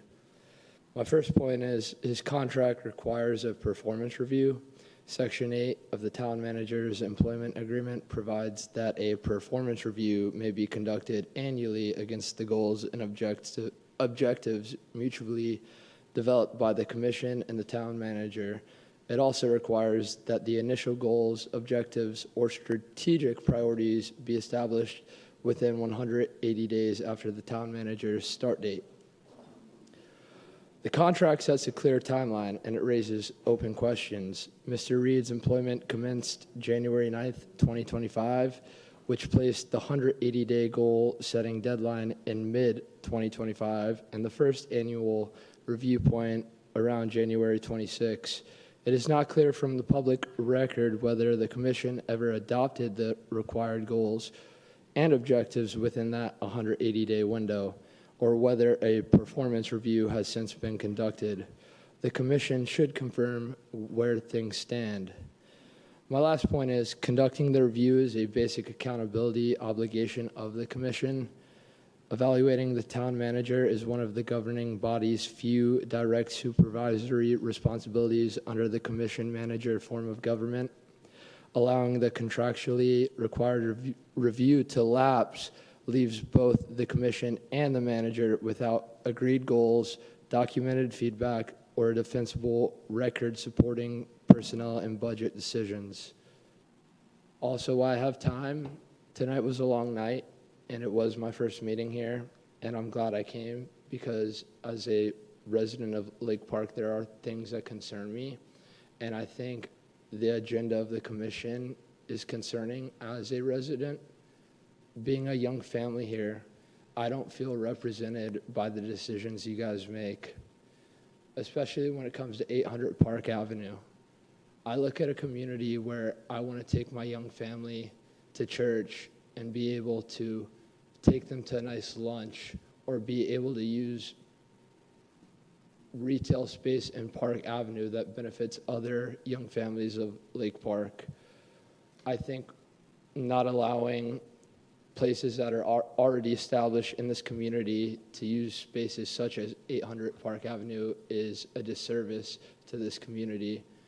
I think we should take pride in places that have chosen this community to build their business, and we should be proud of that, and we should give them opportunities, especially when they came in over what the market value was for the place they bid on. I envision this community being... Thank you.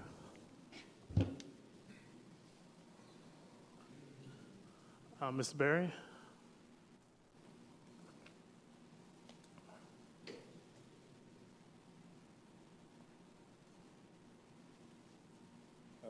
My greeting to the mayor and all the board of our town, to our managing staff, to the sheriff department, to CRA, Nadia.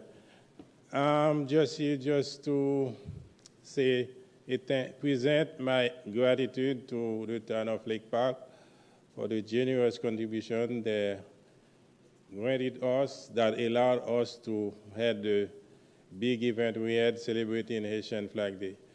The event went well, and it wouldn't went as well if you guys didn't put out the effort to give that contribution. So we want to acknowledge that and say we really appreciate your help, and if such help keep coming, we will keep doing better every year, and by doing so, we'll be competitive with other cities. So thank you. Thank you. Thank you.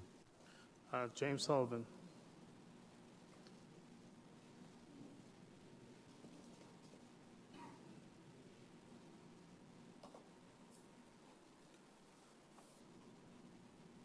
I'm here to speak about what I've spoken about before.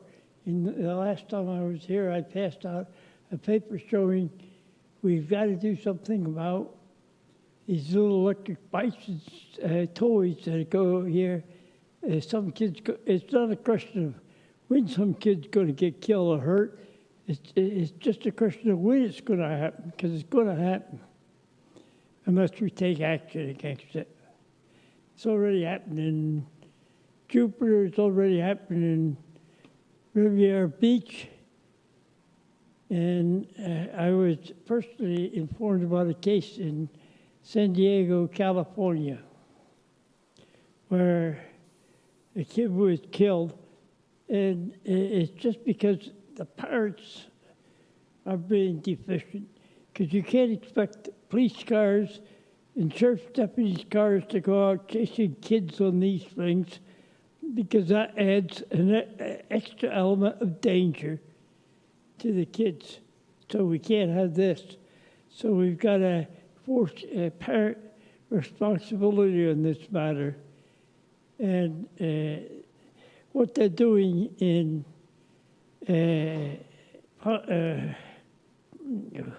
Lake Park Beach, they're taking action on it, as you all know, because I handed it out in the last meeting that I was here. Because this is a matter that has to be dealt with. And I was speaking to some people in Bulgaria, and they had the same problem. And they saw that by having the city and the county come up with a little license plate, every one of these things had a have on it. And of course, that's a different country. What kids are kids. What works there would work here. That's all I have to say. Thank you. Thank you. Mr. Kajanka?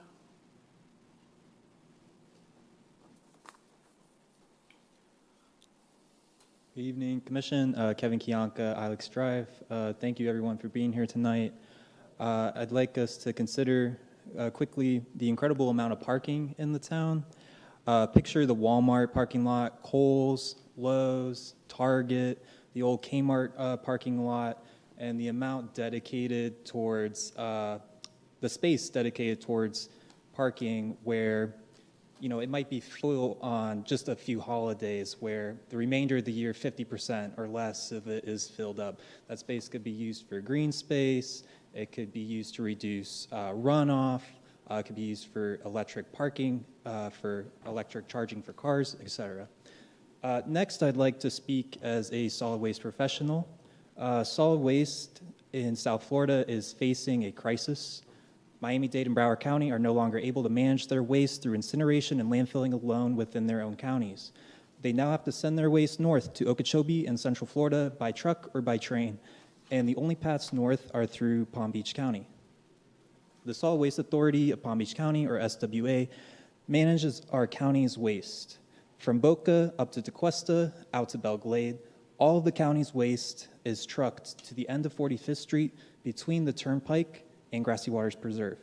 Here, this waste is primarily incinerated at one of our county's 2 incinerators, and that ash and remaining materials landfill. So SWA is planning a countywide mega project. It's at $1.5 billion to be bonded out. They are knocking down the old REF1 incinerator and constructing a new incinerator in its place. Construction is expected to take 4 to 5 years, with demolition in 2029 and incinerators, boilers starting up in 2034 at the new incinerator. So whatever is being managed at the older incinerator will need to be landfilled out of county now. So the county will be shipping waste up to Okeechobee, up to Central Florida, at a rate of 450,000 tons a year. Over the course of the construction, that will equate to about 2 million tons. That's equivalent to what our county generates and incinerates in 1 year. So how can we tackle that 2 million ton figure? Well, we can manage our waste in a more sustainable way. We can reduce the amount that's generated and also divert the amount that is currently being processed.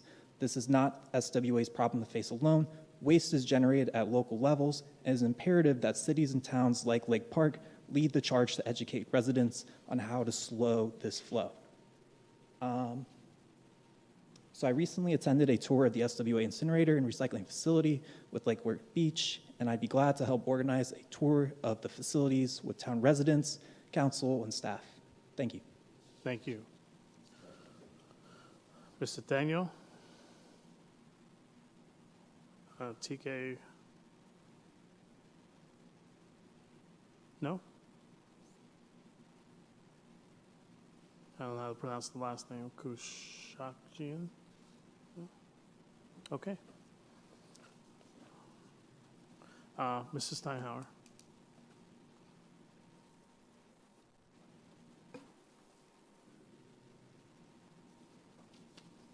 And for the record, I've passed out your comments across the dais. Thank you, and good evening. Being away this past month has provided me with time to reflect on what's happening back home. First, a message to our residents. Do not lose heart, because the wheels of government move slowly.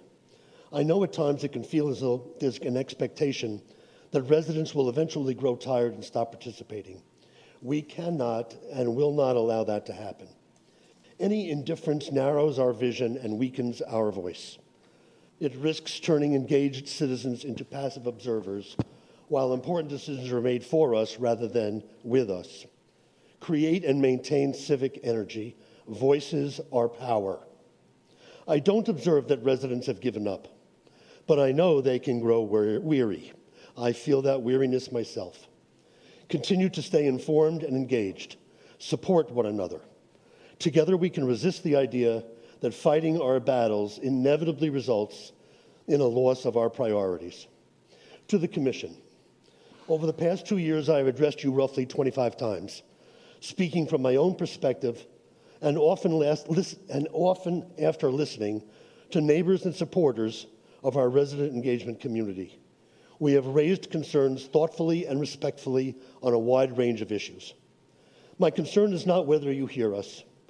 My concern is that too often residents see little action, poor response rate to resident emails, 3 commissioners who have never held a town hall style meeting, And even given the legal restraints upon you, there is no decisiveness on the issues that matters most to residents. Community events and celebrations strengthen our social fabric, and they have value, but not exclusively. Residents have repeatedly spoken about high-rises, developer performance, high salary costs, over-reliance on consultants, and a lack of trust in your own town attorney and manager. Today, we face multiple lawsuits that reflect deeper problems that cannot be ignored. We are asked to partner with the rich and incompetent, who gain ego gratification at the expense of others as they empower apparent co-conspirators, sometimes among elected officials and sometimes within our own town management. I admit I am growing frustrated and sometimes angry. Some residents have shared with me that emotion. Do not allow the feeling to spread throughout this community. Reject promises attached to development projects. Find partners we can be proud of. Honor the neighborhood values and small town culture that many of you campaigned on. Restore resident confidence that their voices truly matter. Because today, do they? And how can I tell? Thank you. Thank you. Okay, that is all the public comment cards I have for this evening. Next, we have the consent agenda. I believe Commissioner Thomas, you have indicated you wanted 2 items pulled from consent. Items 5 and number 6. Are there any other items to be pulled? If not, I will entertain a motion for the 1 item I believe left. Motion to approve consent, item 4. Do we have a second? Second. For discussion? All in favor? Aye. All opposed? The consent passes unanimously. We will go right to one of the items that have been pulled, Resolution 500626, Library Information and Technology Act Grant Award, Florida Department of Library and Information Services. Commissioner Thomas, you requested this item to be pulled. You may proceed. Yeah, I'm just concerned about the timeline with this. You know, it's stated that you have July to September in order to purchase this, have it set up, have all the programming in. So my question here would be, have you looked at have you looked at vendors right now that would be able to provide you with the laptops and iPads that you could either, one, piggyback on or know where you're going to be purchasing it in order to have this done within this 3-month period, because it starts July? Yes, we had been doing that when we wrote the grant itself, when I looked for the quotes.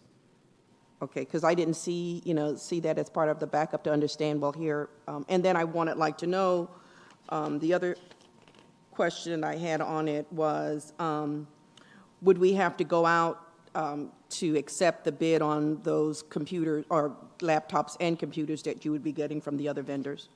No. Okay. No, we wouldn't have to go out for bid. We would be using the state contract with Dell. Okay. And so we know, with what community that we'll be piggybacking on this? Because typically when you use a state contract, you're piggybacking it on some other community that have purchased it. No, we hadn't. We were just going to use because the amount is low enough, I believe, we can use the state contracted sources. The ones that the state has already said that we could use. We just have to get the quotes. Make sure we've got 3 new quotes. Through the state procurement process? What are you stating? So through the procurement process, yes. Okay. And we're doing what? We're matching it by 13,000? The 13,000 is going to be in kind. It will be through databases that we've already purchased and through the salaries of the employees. Okay. Thank you. Any other questions? I'll entertain the motion. Motion to approve Resolution 500626. Do we have a second? I'll second. We have first and a second. Any further discussion? Seeing none, those in favor say aye. Aye. Those opposed? Resolution passes unanimously. Next, we have Resolution 510626, Employee Benefits Amendment, accommodate employees not eligible to participate in Florida Retirement System Mission Square Retirement Plan. Commissioner Thomas, you had this item pulled. You may begin. Yeah, I had a question on this in that the agenda item said that there are 2 employees that are currently ineligible to participate in the FRS. I knew of 1. So we still have those 2 employees that still cannot. That's one question. And then the other question would be, can we just not provide it directly to the employee, and then they determine where they would actually want to invest their funds? And then the last question is the town, I thought that the town had closed its pension program, so how are they participating? I know it said ICMA, but they would be the only ones, I imagine, within the town, or the one person that would be in the town that would actually be participating. Good evening, Barbara Gould, Finance Director. I'm going to start with the last question and move backward. Okay. So the town has maintained Mission Square, or ICMA is their original name, for many years as a supplement program. It had both a 457 plan, a Roth IRA plan, and then there was a 401A plan that was dedicated to contract employees like the town manager. So that has never gone away. It's voluntary. There's no match on the part of the town for any of the contributions that employees put away. So we wanted to make sure that the employees who could not participate in FRS because they are currently retirees of the plan, that they got the same benefit. So by amending the plan, we are able to put the same amount of money that we would send to the state of Florida in that plan for them, as well as the 3% that they're being withheld out of their paycheck. So we're trying to keep it as comparable as possible.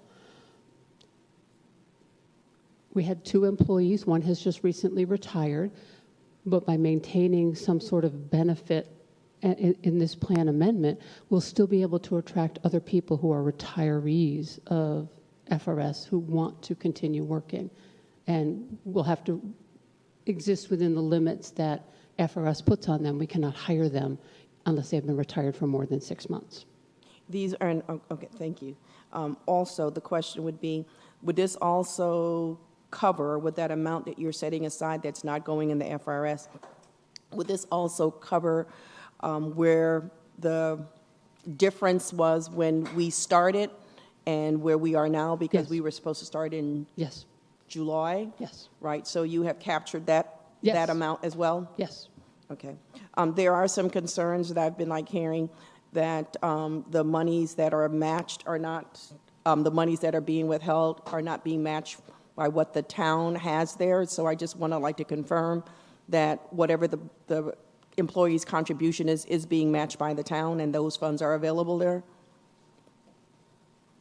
I'm not quite sure what you're asking. Okay. The town contributes, I guess, 3%. So the employee contributes 3%. Right.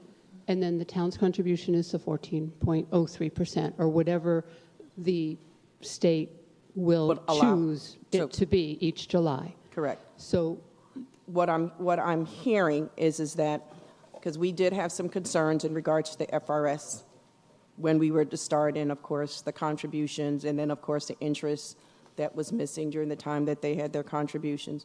So what I'm hearing is that there's some concern in that what the contributions that were supposed to be provided by the town doesn't match what the employees have contributed. So I just want that to be clear, because I'm getting concerns in regards to that. So please express it so that we all can make sure that we know what's going on and that it is clear. Okay. So employee contributes 3%. That piece is very simple. The town contribution is 14.03%. The state dictates how that is split up. A portion of it goes to the health insurance subsidy. That piece never enters the employee's account. Okay. It gets set aside in a separate trust by the state. The remainder, the 8.3%, does go into the employee's account if if they're choosing the investment plan, that's what they'll see. If they've taken the defined benefit or the pension plan, they're just going to see credit for that month. The other problem we're seeing, and it's not, I don't want to say problem, it's an issue with function that we have no control over. When we enrolled in the pension plan, you had the 9 months to choose whether you wanted to be a defined benefit or an investment plan. Until you make that choice or the deadline actually happens, your money kind of sits in a bit of a limbo where it exists in the pension plan, but it's not existing in the pension plan. Once you make your choice, it then can take, I saw it closer to 8 weeks when I was watching mine. I made my choice in March. It became effective April 1st. I couldn't see the rest of my money. I could see current stuff going in easily, but I couldn't see the back stuff coming in for almost 6 weeks later. We have repeatedly requested information, and at this point, we have been contacted by the State Board of Administration, who administers the investment plan, and they are, for anybody who is elected an investment plan, they're coming forward with a breakdown of the money that went in and where it went, and it's segregated by time. So people will be able to see. It's not something they can do overnight. They had said it would take a couple of weeks. So I'm just waiting to hear from them. They're starting with 3 people who were, one of them was myself, and then there were 2 others who I had worked with extensively trying to resolve this issue. So they're working on those 3 first, and then they'll go back and they'll get everybody else. But if people have not made their election or have just recently made their election, yes, they're not going to see their full money there. And I don't have control over that piece. Okay, thank you. You're welcome. Appreciate it. Okay. Okay. I'm done. Okay. Any other questions on this item? If not, I'll entertain a motion. I make a motion to approve 510626 employee benefits amendment. Do we have a second? I'll second. We have a first and a second. Any other further discussion? Seeing none, those in favor say aye. Aye. Those opposed? Resolution passes unanimously. Moving forward, I have nothing on public hearings, ordinance on first reading. However, I do have one item on ordinance on second reading, ordinance 07-2026, an amendment to land development regulations rezoning from R2 to C2, second reading. I move to approve ordinance. Oh, we need to do this again. We've already done it. I move to approve ordinance 07-2026, amendment land development regulations. Do we have a second? Second. We have first and a second. I guess there won't be no further discussion. Seeing none, those in favor say aye. Aye. Those opposed? Ordinance passes unanimously. Town Attorney? Ordinance 7-2026, an ordinance of the Town Commission in the Town of Lake Park, Florida, rezoning a parcel of real property as shown in Figure 1 and having the parcel control number as listed in Exhibit A from residential R2 to commercial C2, providing for an amendment to the official zoning map to reflect the rezoning to C2 and providing for an effective date. Thank you, Anders, for coming up and giving us quite a bit of time and dialogue on this agenda item. I greatly appreciate what you have done. Okay, sir? Thank you. Well done, Anders. Thank you. Okay. Under new business, we have Resolution 520626, site plan special exemption for Twiggs Academy at 101 10th Street in Lake Park. Mr. Anders, please, you may begin. Well, thank you. Mayor, this is a quasi-judicial item, so we need the commission to do disclosures, and then we need to swear the witnesses. Okay, the only reason why I didn't say that because this wasn't. Yeah. That's a quasi-judicial item. Okay, and I thank you for They that. both So are. first, we have to swear in, correct? Not Oh, for, do we do ex parte, not for ex parte. ex parte communications first? So, Commissioner Roy? I have no ex parte communications to disclose. I have none. I do know the parties involved, but more pleasantries than anything else. Other than that, I have none. Nope. I have none on either one. Would anyone that's going to give testimony tonight please stand and raise your right hand? You will be sworn in. Do you swear the testimony you're about to give? Do you swear the testimony you're about to give is the truth, the whole truth, and nothing but the truth? Thank you. Okay, first we will have staff presentation, applicant presentation, board member questions, any public comments that we may have on this agenda item, rebuttal or closing, and then a motion and a vote in that order. So, Mr. Anders, please begin. Good evening, Commission. Anders Vian, Town Planner. Tonight I have before you a site plan and special exception application from Michelle Invest, who is the property owner and applicant. It is for a 7,424 square foot educational facility being proposed in our C2. The site is comprised of 0.25 acres, 3 different parcels, one of which you just rezoned into the C2. The site has been developed consistent with the land development regulations for the C2 commercial district, of which the educational facility use is a special exception. The underlying future land use is commercial, and it is consistent with the proposal. This site plan has been reviewed by the town's engineers, landscape architects, Palm Beach County Traffic Division, Palm Beach County Fire Rescue, Seacoast Utility Authority, Palm Beach County Sheriff's Office for Crime Prevention through Environmental Design, Lake Park Public Works staff, and the Community Development Department staff. And additionally, the Palm Beach County Department of Housing and Economic Development has been involved on the applicant side with the funding of this project. I won't go through every of reviewers' outcome individually. I'll just kind of note, I think, one of the more unique ones as part of the landscape review for this project. The applicant is utilizing provisions that are related to redevelopment that would allow them to substitute required landscaping for a contribution of the equivalent value, or rather 2 times the equivalent value, to the town's tree fund. So that amount is $24,390 for the assessment. The other alternative you have with the code would be to accept a donation of the landscaping. I had talked with Public Works, and I think they were of the opinion that it might be easier to dispense with the money versus trying to locate the trees on public lands, but that is your decision. And I think that's really the main unique item. The other conditions are all the standard conditions, with the exception of 15. Oh yeah, I should mention kind of the traffic. So with the traffic for this site, we had some discussion with the applicant about how traffic is going to be controlled and work on the site.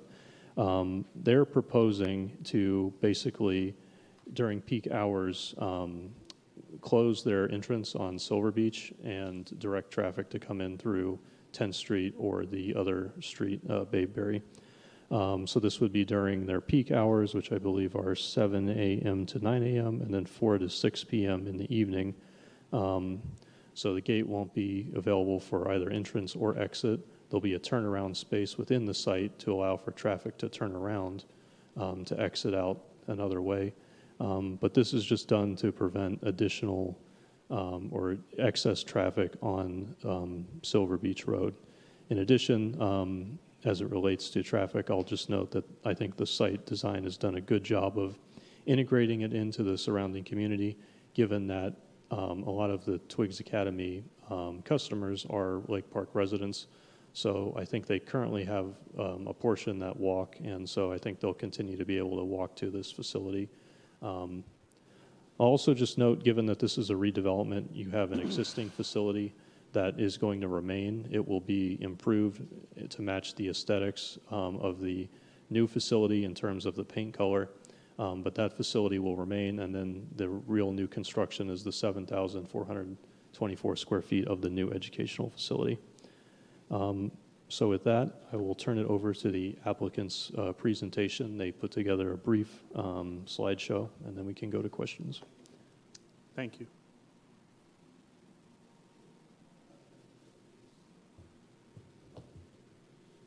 They did say brief, right? Hello, Mayor, Co-Mayor, and the Commissioners. Thank you for this time again. I am super grateful to be here again. You may be super grateful, but we don't know your name, for the record. My name is Dr. Michelle. I am the owner of Twigs Academy. Thank you. School, located on 101 10th Street, Lake Park, Florida. Here with me tonight is Imtiaz, the architect, and Amanda, who is sitting right in the back, who is with Palm Beach County Housing and Economic Development.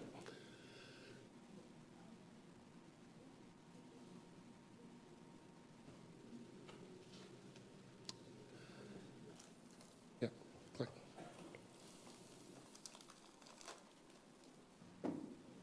All right, the location of the school sits right on 10th Street on Silver Beach, right across there. If you take a look at the right-hand side, you will see that there's a vacant building there. The school has been around for nearly 36 years. After about 20 years, the owner decided that they actually wanted to expand the school. They saw the need for the school to actually grow. So if you see that building there, it was actually started about 20 years ago. Since that time, it has stayed vacant. They ran into some monetary difficulties, and they realized they couldn't continue. When we purchased the school, we realized that we actually needed to do some foundational work with the school. And when I say foundational work, nothing structurally. It actually needed to happen with the kids. And so what we decided to do was actually pursue what is called Apple accreditation. And for those of you guys that are not sure exactly what that is, state requirements has their requirements for education. If you achieve Apple accreditation, that means you are going way and above and beyond what's required for preschool education. And so I'm glad to say within the first year, we achieved Apple accreditation. But guess what? You have to go for it again because it was only good for the first year. After the third year, we achieved it again. And so now we're sitting at a point where we're Apple accredited for the next 5 years. And so I wanted to share this with you guys. And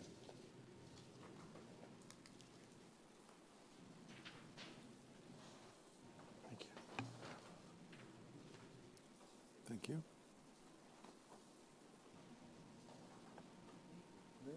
We're good now.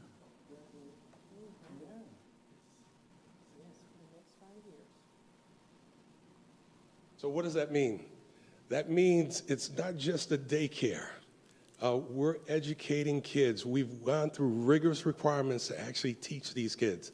And so now you can actually say with a proud voice, we have a preschool that is Apple accredited. And so now when they're going there, yes, we're going to help them with their cognitive learning. But now we're actually going to take a look at the physical, the mental, the psychological, and that's all being done within that school. So that structure is going to be torn down. It was done about 20 years ago. Nothing is up to code at this point. Nothing. Architecturally, nothing is up to code. It's going to be torn down, and then now we're going to take a look at a new facility that's going to be provided in the town of Lake Park.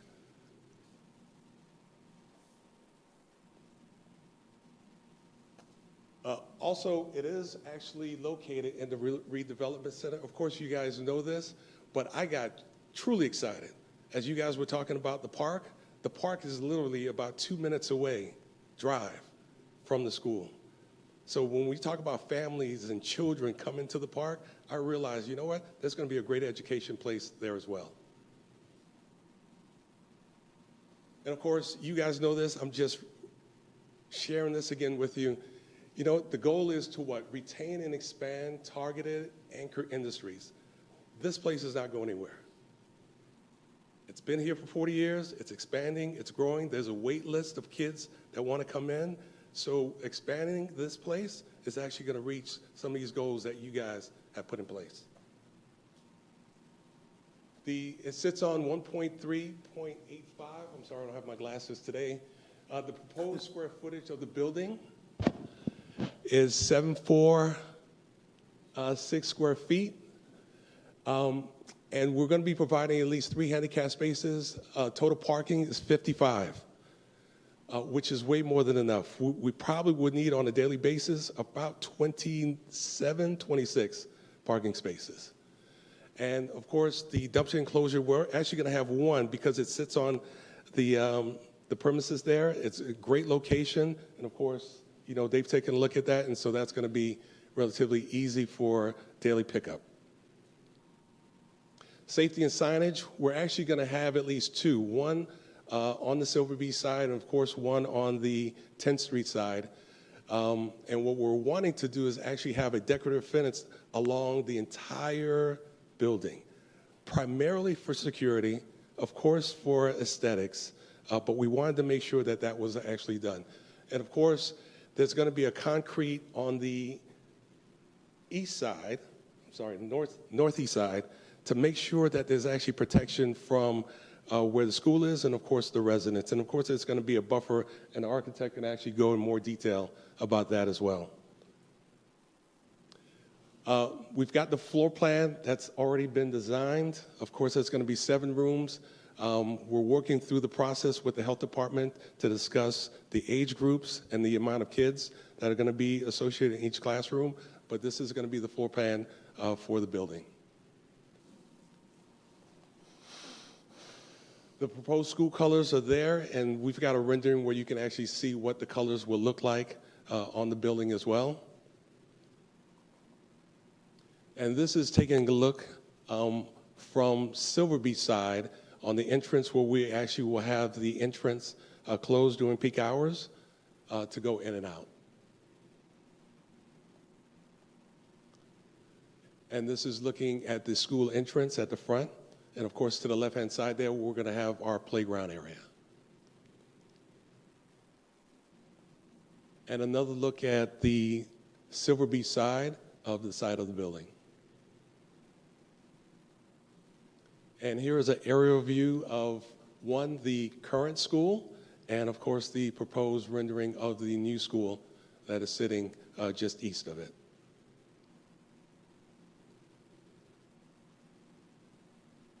And with that, I want to tell you guys thank you. We started this process about 4 years ago.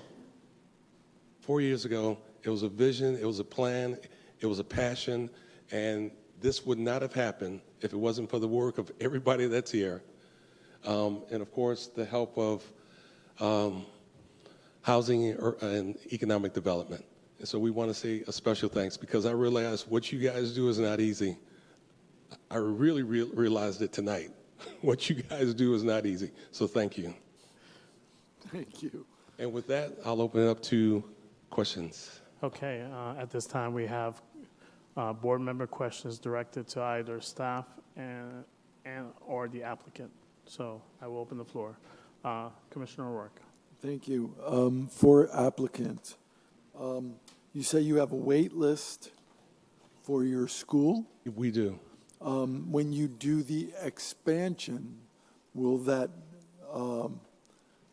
expand the number of people that you have in the school? It will. And so currently our enrollment is 93. Once we do the expansion, we can probably go up, and the number is not set in stone, but we can probably go up to 135 kids at the new school. Okay. And what are the age groups of the children that are part of your school program? So we'll do from 6 weeks up to, believe it or not, 6 weeks, up to 4 years old.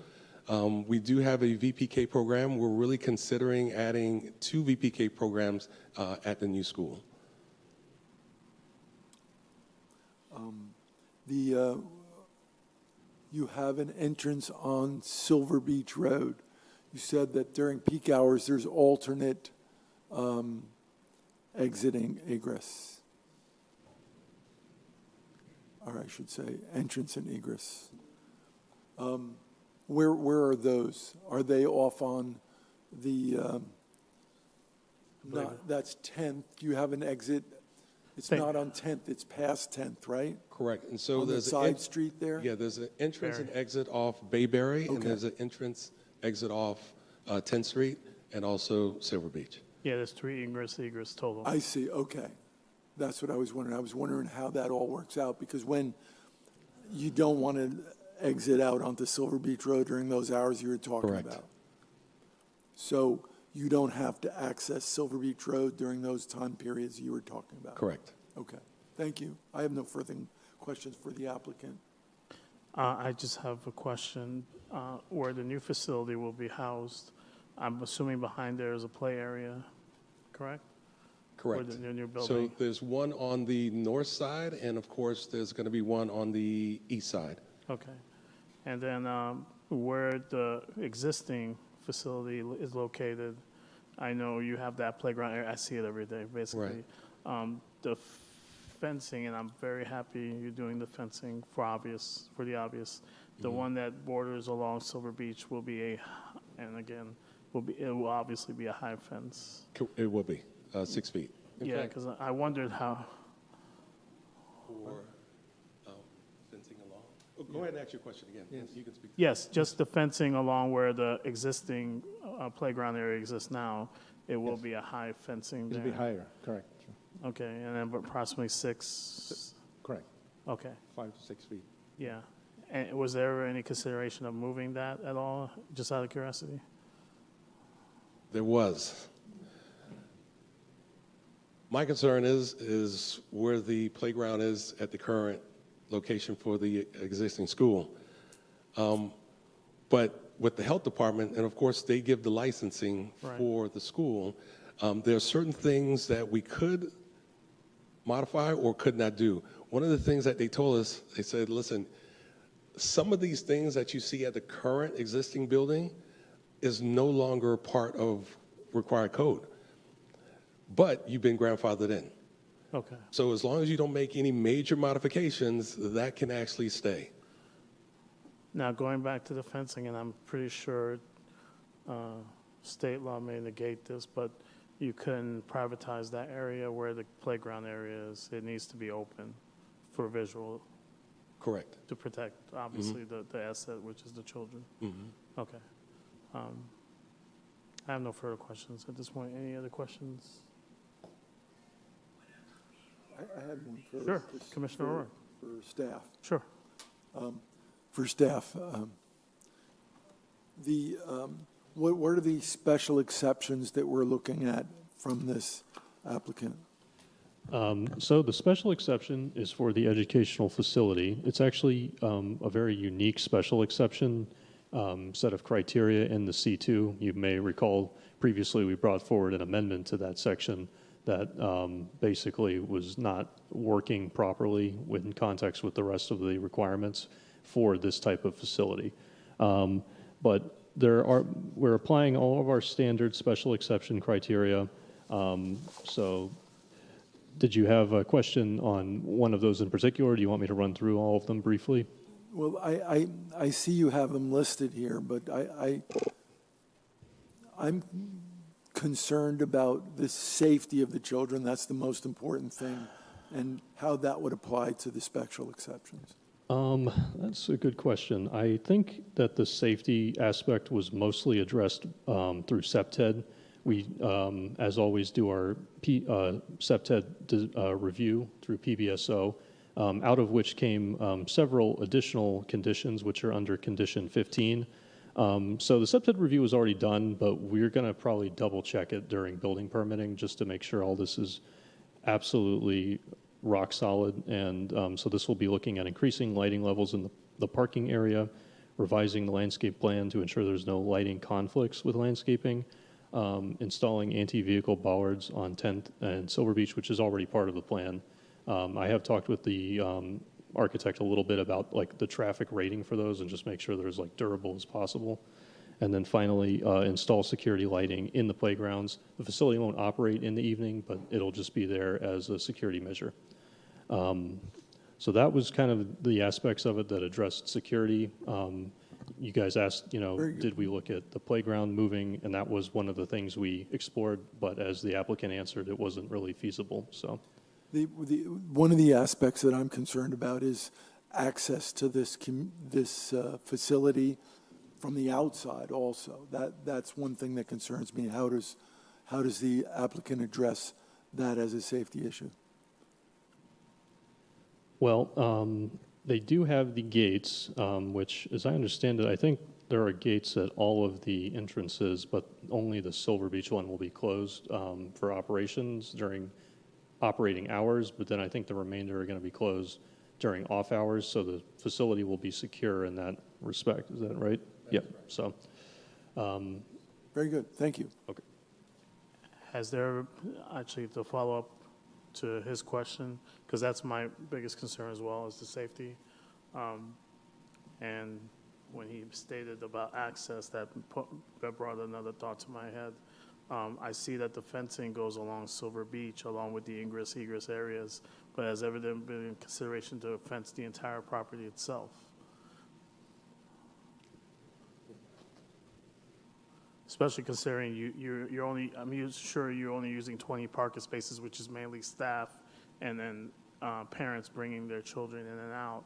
Yeah, But great question. I'm sure there's a time period where it's silence as far as traffic flow, but at the same time, now your school is operating. I'm thinking more of unforeseen circumstances of people approaching the property that shouldn't be there, is what I'm thinking. Yeah. So if you go to the school now, there is no protection at all. Literally, people can actually walk from the sidewalk onto the property.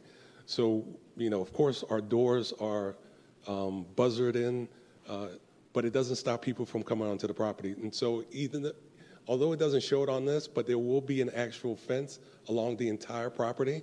So once the last person leaves, the last teacher leaves or director leaves, the entire community that's there is actually protected. Okay. Thank you. Any other questions? Commissioner Thomas.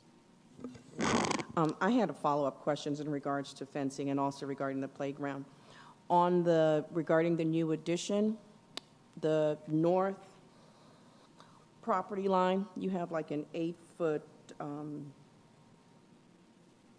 landscape buffer that's there, which is adjacent to the playground that's to the north. So my question is, it's a chain link fence that's there and it's abutting residential. So I like to know, is there a way or a consideration for there to be a more reinforced a border or barrier, like maybe a privacy fence with landscaping, or if it has to be a chain link fence, maybe have the landscaping on the north side of within that landscape area?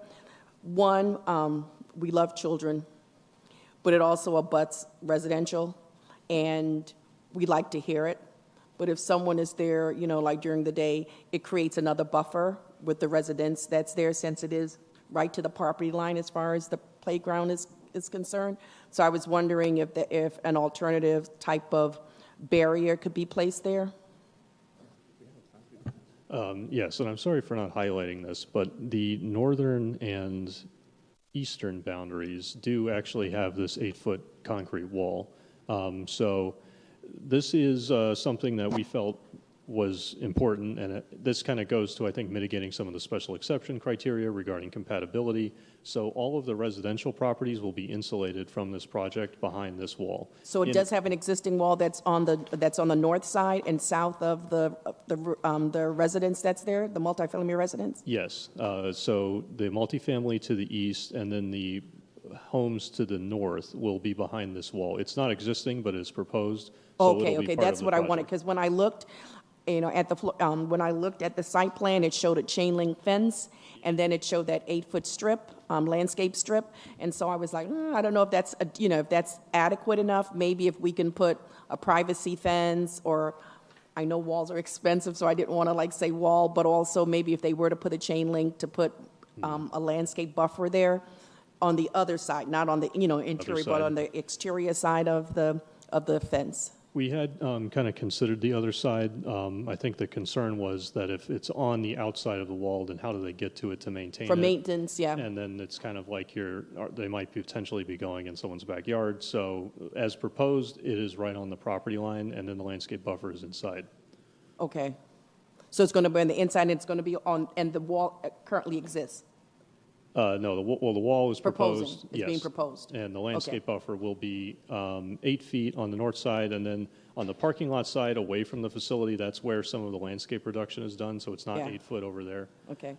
But the wall is still there. Okay, because that was one of the things, understanding that they were going to be giving a contribution for the, for the lack of trees.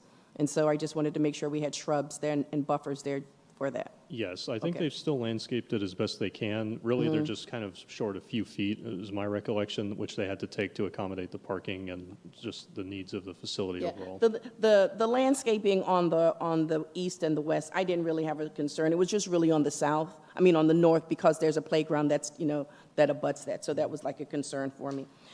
The other thing that I wanted like to know, and I think this is more along the lines for our other staff, is if Jamie is here. I know that we're doing improvements on 10th. Mr. Morales? I know that we're doing, wake up. We're going to get you out of here. That's okay. I know that we are doing improvements on 10th Avenue, right, as far as drainage and future improvements. And I just wanted, and as I looked at the drainage plans, for this, I wanted to make sure that that it's consistent with the improvements that we're being proposed for the future for this. And of course, this project is going to come online prior to the improvements that we'll be doing on 10th and Silver Beach. And I wanted to ensure that the drainage that's there, because we do have drainage issues that are there, is going to be compatible with what's being proposed in the future. Yes, ma'am. Okay. I think those are my questions. How does the property impacts that? Can we landscape? What improvements are proposed for, okay. And I think that's it. Sound like a planner. Yep. Any other questions? No, that's. Mr. O'Rourke, you good? We're going to decide. I have no public comment cards. Any rebuttal or closing statements? Nothing? Okay. We have a motion to make, so I will entertain a motion. Excuse me. Hold up. I move to approve Resolution 520626. Do we have a second? Second. We have first and a second. Any further discussion? I just have one. Very excited for this. One, because it's a long-term partner in our community. And two, when you make that first initial drive on Old Dixie coming into Lake Park and make that turn into Silver Beach Road, that's going to be a wonderful sight to see. That will set the tone in our community. So I'm greatly happy for this. I truly support this myself, and I'm only speaking for me right now. And I look forward to more. So that's all I have. I just want to say I deal with a lot of, we all deal with a lot of business owners coming here, all angry, always dealing, some of them are angry, some of them are just trying to get their stuff approved. It's not going their way, they're mad at this person, that person. But every time I see you, you're smiling and you're happy about what you're doing and the progress you're going through. That's a reward to life, man. Appreciate you. Good. Thank you. With that? Hey, you know what? There is one thing. It would be a disservice if I didn't say that smile and that joy came from God. Amen. Amen. Just wanted to share that. Amen. Amen. At least And I know you mean that because I get it every day. At least you're not yelling, what are you doing? And you know what you're doing. All right. All in favor? Aye. Aye. All opposed? The resolution passes unanimously. Thank you. Next, we have item number 9, presentation, discussion, and direction on-street parking, residential zoning districts, locations to be determined, Nadia Di Tommaso, you may begin. Good evening, Nadia Di Tommaso, Community Development Director. Because it's late, before I introduce this item, I just want to ask the question specifically to Commissioner Thomas, if you would like to move forward with the discussion this evening or Let's push move it to this- the next meeting. Yeah, I would suggest that we just move it to the next one. You and I have also had conversations. Yes. Okay, so I can we, make that motion to move that item to the next meeting. there we go. Do I have a second? Second. We have first and a second. We have first and a second. Okay, let me stop. No discussion. All in favor? Aye. Aye. All opposed? Item moved to next meeting. So again, for the record, item number 9 and item number 3 on presentation have been moved to the next meeting. Next, town attorney comments. Thank you, Mayor. As you know, the town served a notice of default on forest development. That notice requires them to cure the default issues, which were twofold. One was the failure to timely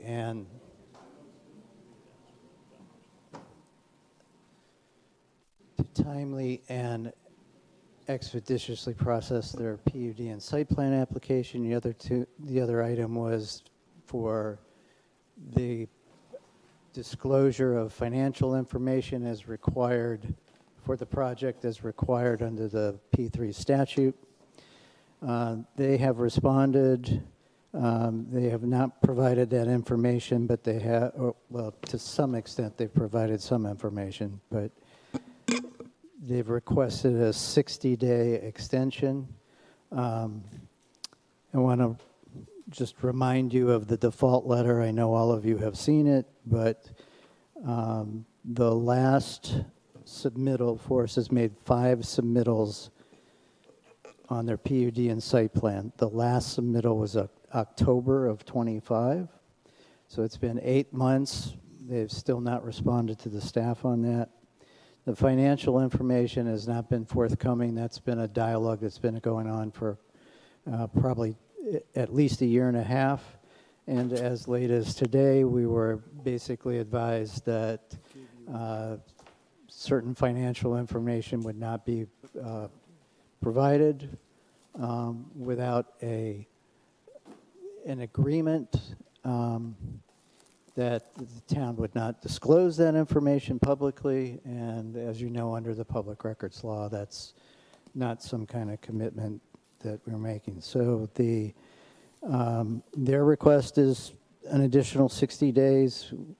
You know, from Travis's perspective, our perspective, you know, this is probably just another delay tactic that we've encountered, and another 60 days. I don't expect that we'll get the information anyway. And I don't expect that the default will be cured. But it's up to you all if you want to give them an additional 60 days, or you don't want to give any days, or you want to give something in between 0 and 60. Let me ask you a question, because I get to hear a lot of comments, and I'm going to try to make this quick, because I'm kind of teed off about it, actually.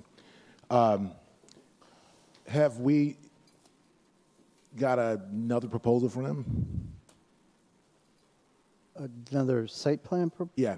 No. No, and it's been a few months? 8 months. 8 months.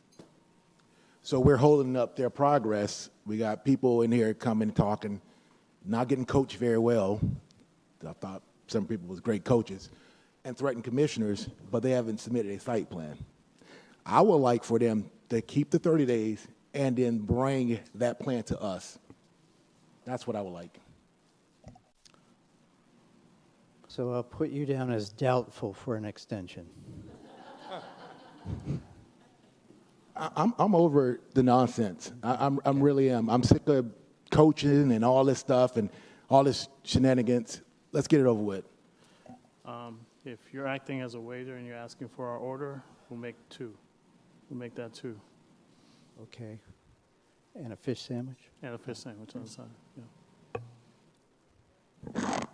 According to the memo, they were looking for 60 days. Their letter. Yeah, their They letter. were asking yes, their for an memo was- additional 60 days They're looking for an additional to 60 days. respond to the town's letter and notice of default. Okay. I would not agree to the 60 days. I would be in favor of giving them an additional 15 days, which would make it a total of 45 days, and that is to negotiate in good faith. But considering that there have been 5 submittals, I do want to say that we would have exhausted it, and I think I stand by my word when I give an extension and I request that. So if they're requesting it, I would say no, but I believe that a really good compromise is 45. Well, 15 additional days. 15 days. So we had 30 and then an actual 15, so forth. I would entertain that as well. I'd live with 15, but nothing more. Yeah, I would. Personally, 15, that's it. You don't need my perspective at this point. Well, could I have a motion then? Can somebody please provide a motion?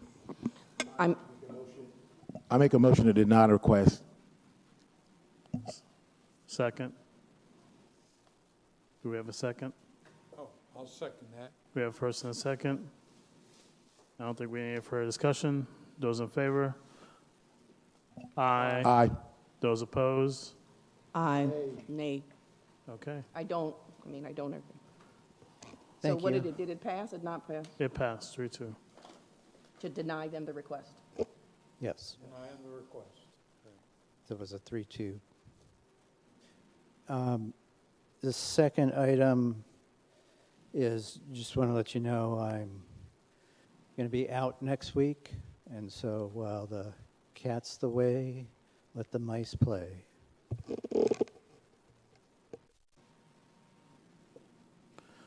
Okay. Town manager. That means don't call me. Oh, you're going on vacay? Yes. So am I. But I'm going to Peru. Oh, he wins. Yeah. Okay, all set? Okay, thank you, sir.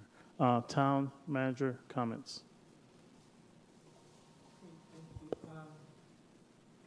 Community development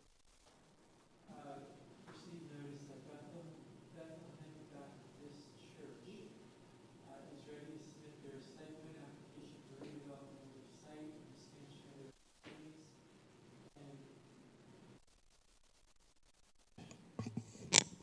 facilities. Bethlehem Baptist Church has selected or is ready to submit their site plan application for redevelopment of their site and expansion of their facilities. As a result, they've selected Kimley Horn for their civil, traffic, and stormwater work.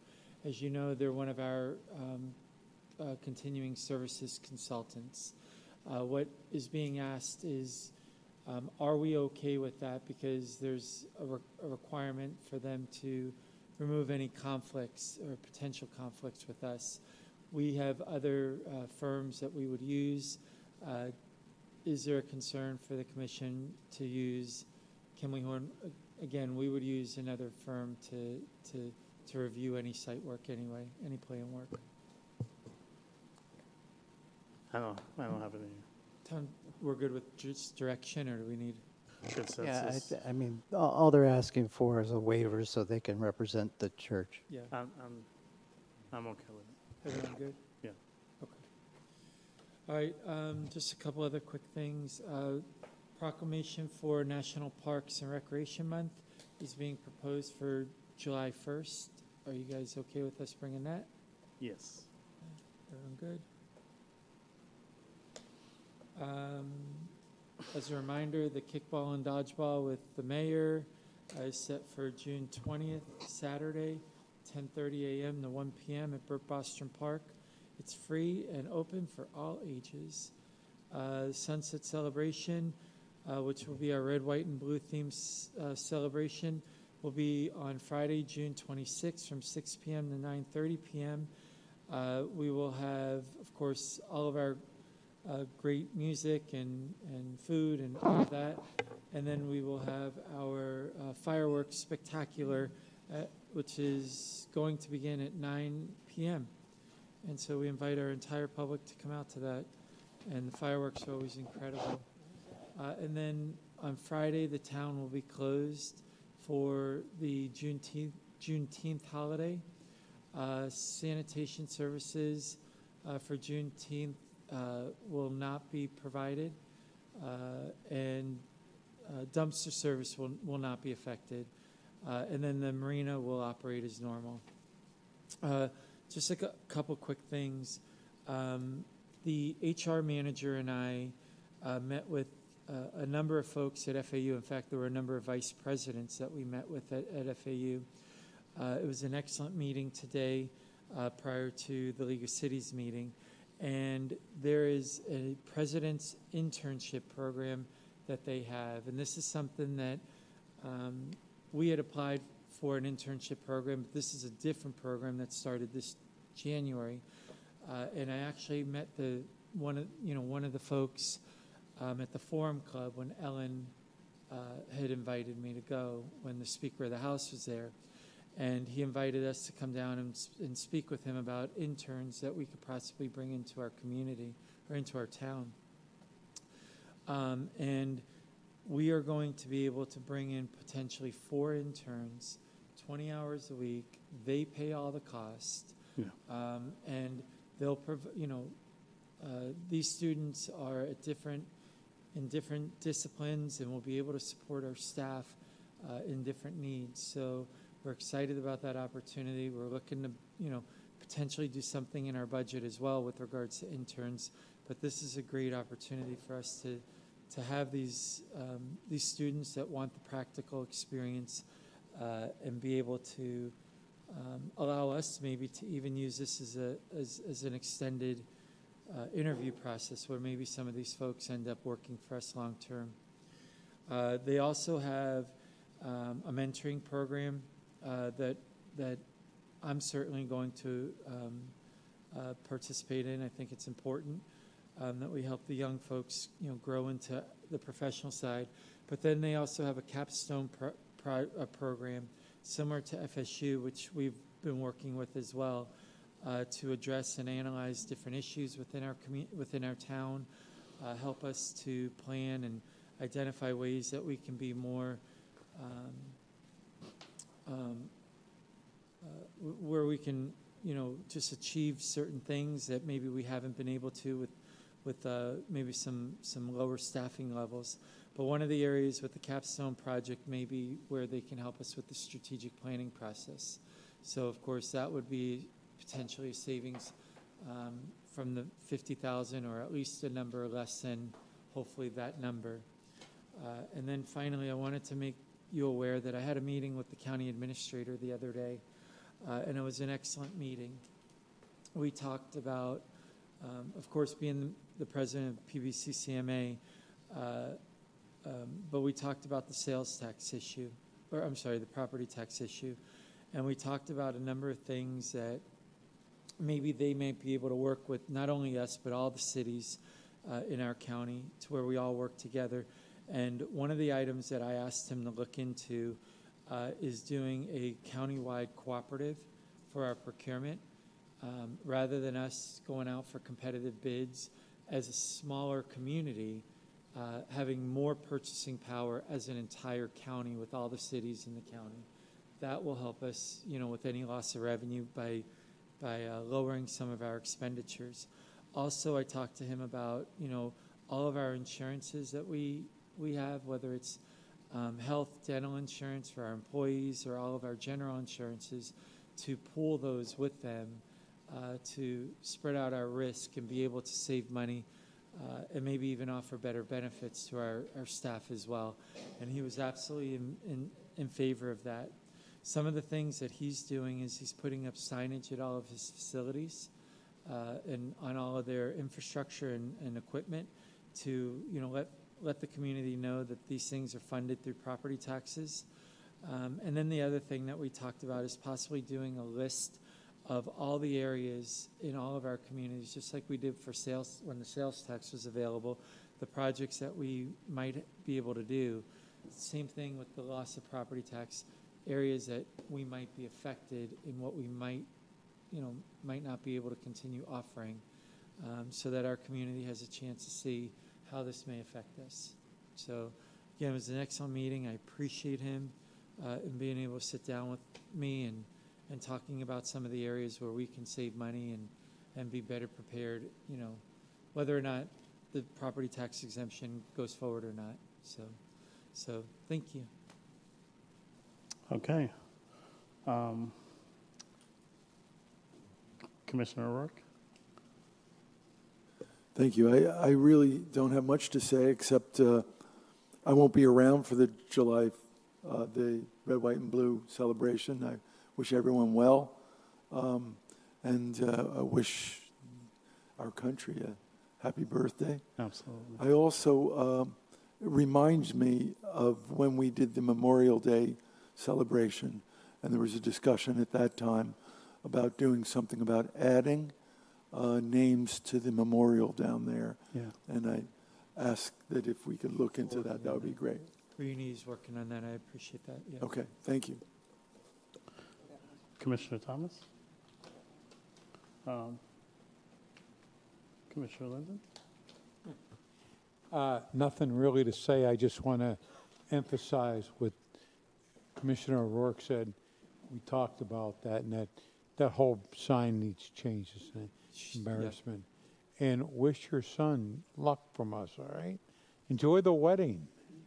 You don't need luck when you get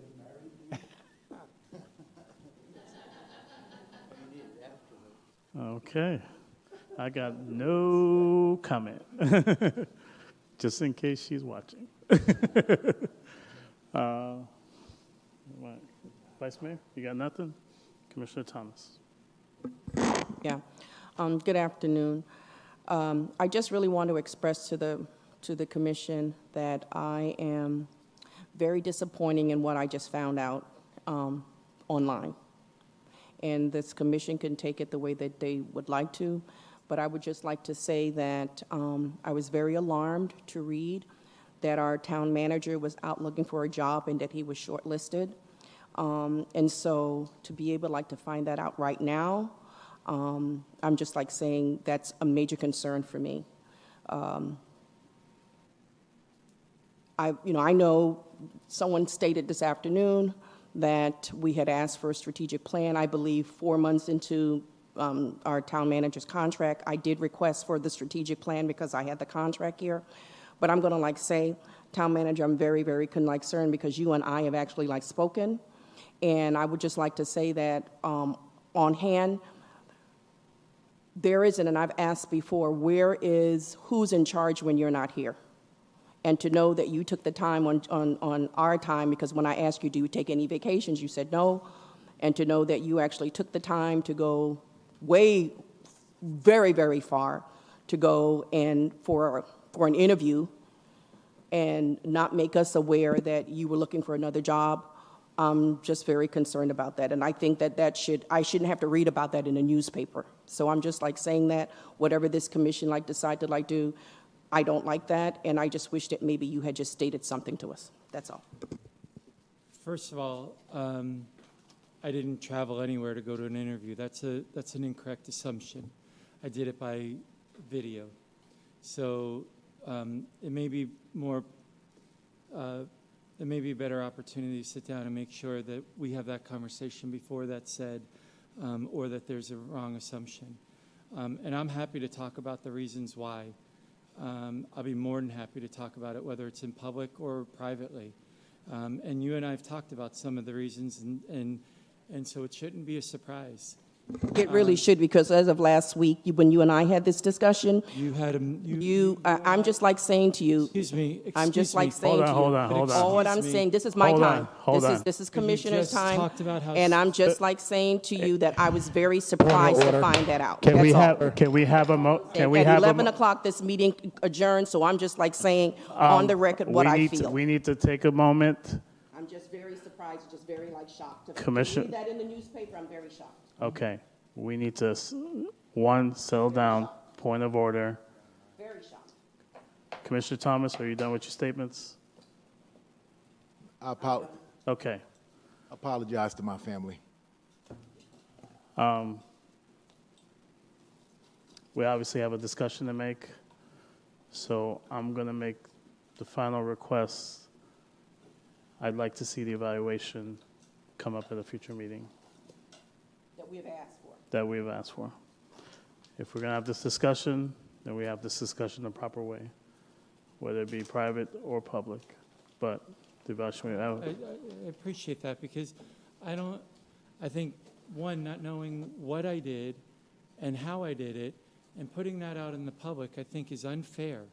I think that's unfair. It's in the records. It's in Jefferson County's records. Mr. Thomas, you said you were done, right? Okay, we're done with the back and forth. Okay? This is why I'm Resigning, is that what you just going to say? I think right now, we just need to move forward. And if there's no other comments, move to adjourn. I move to adjourn. Second? Second. All in favor? Yeah. Good night, everybody.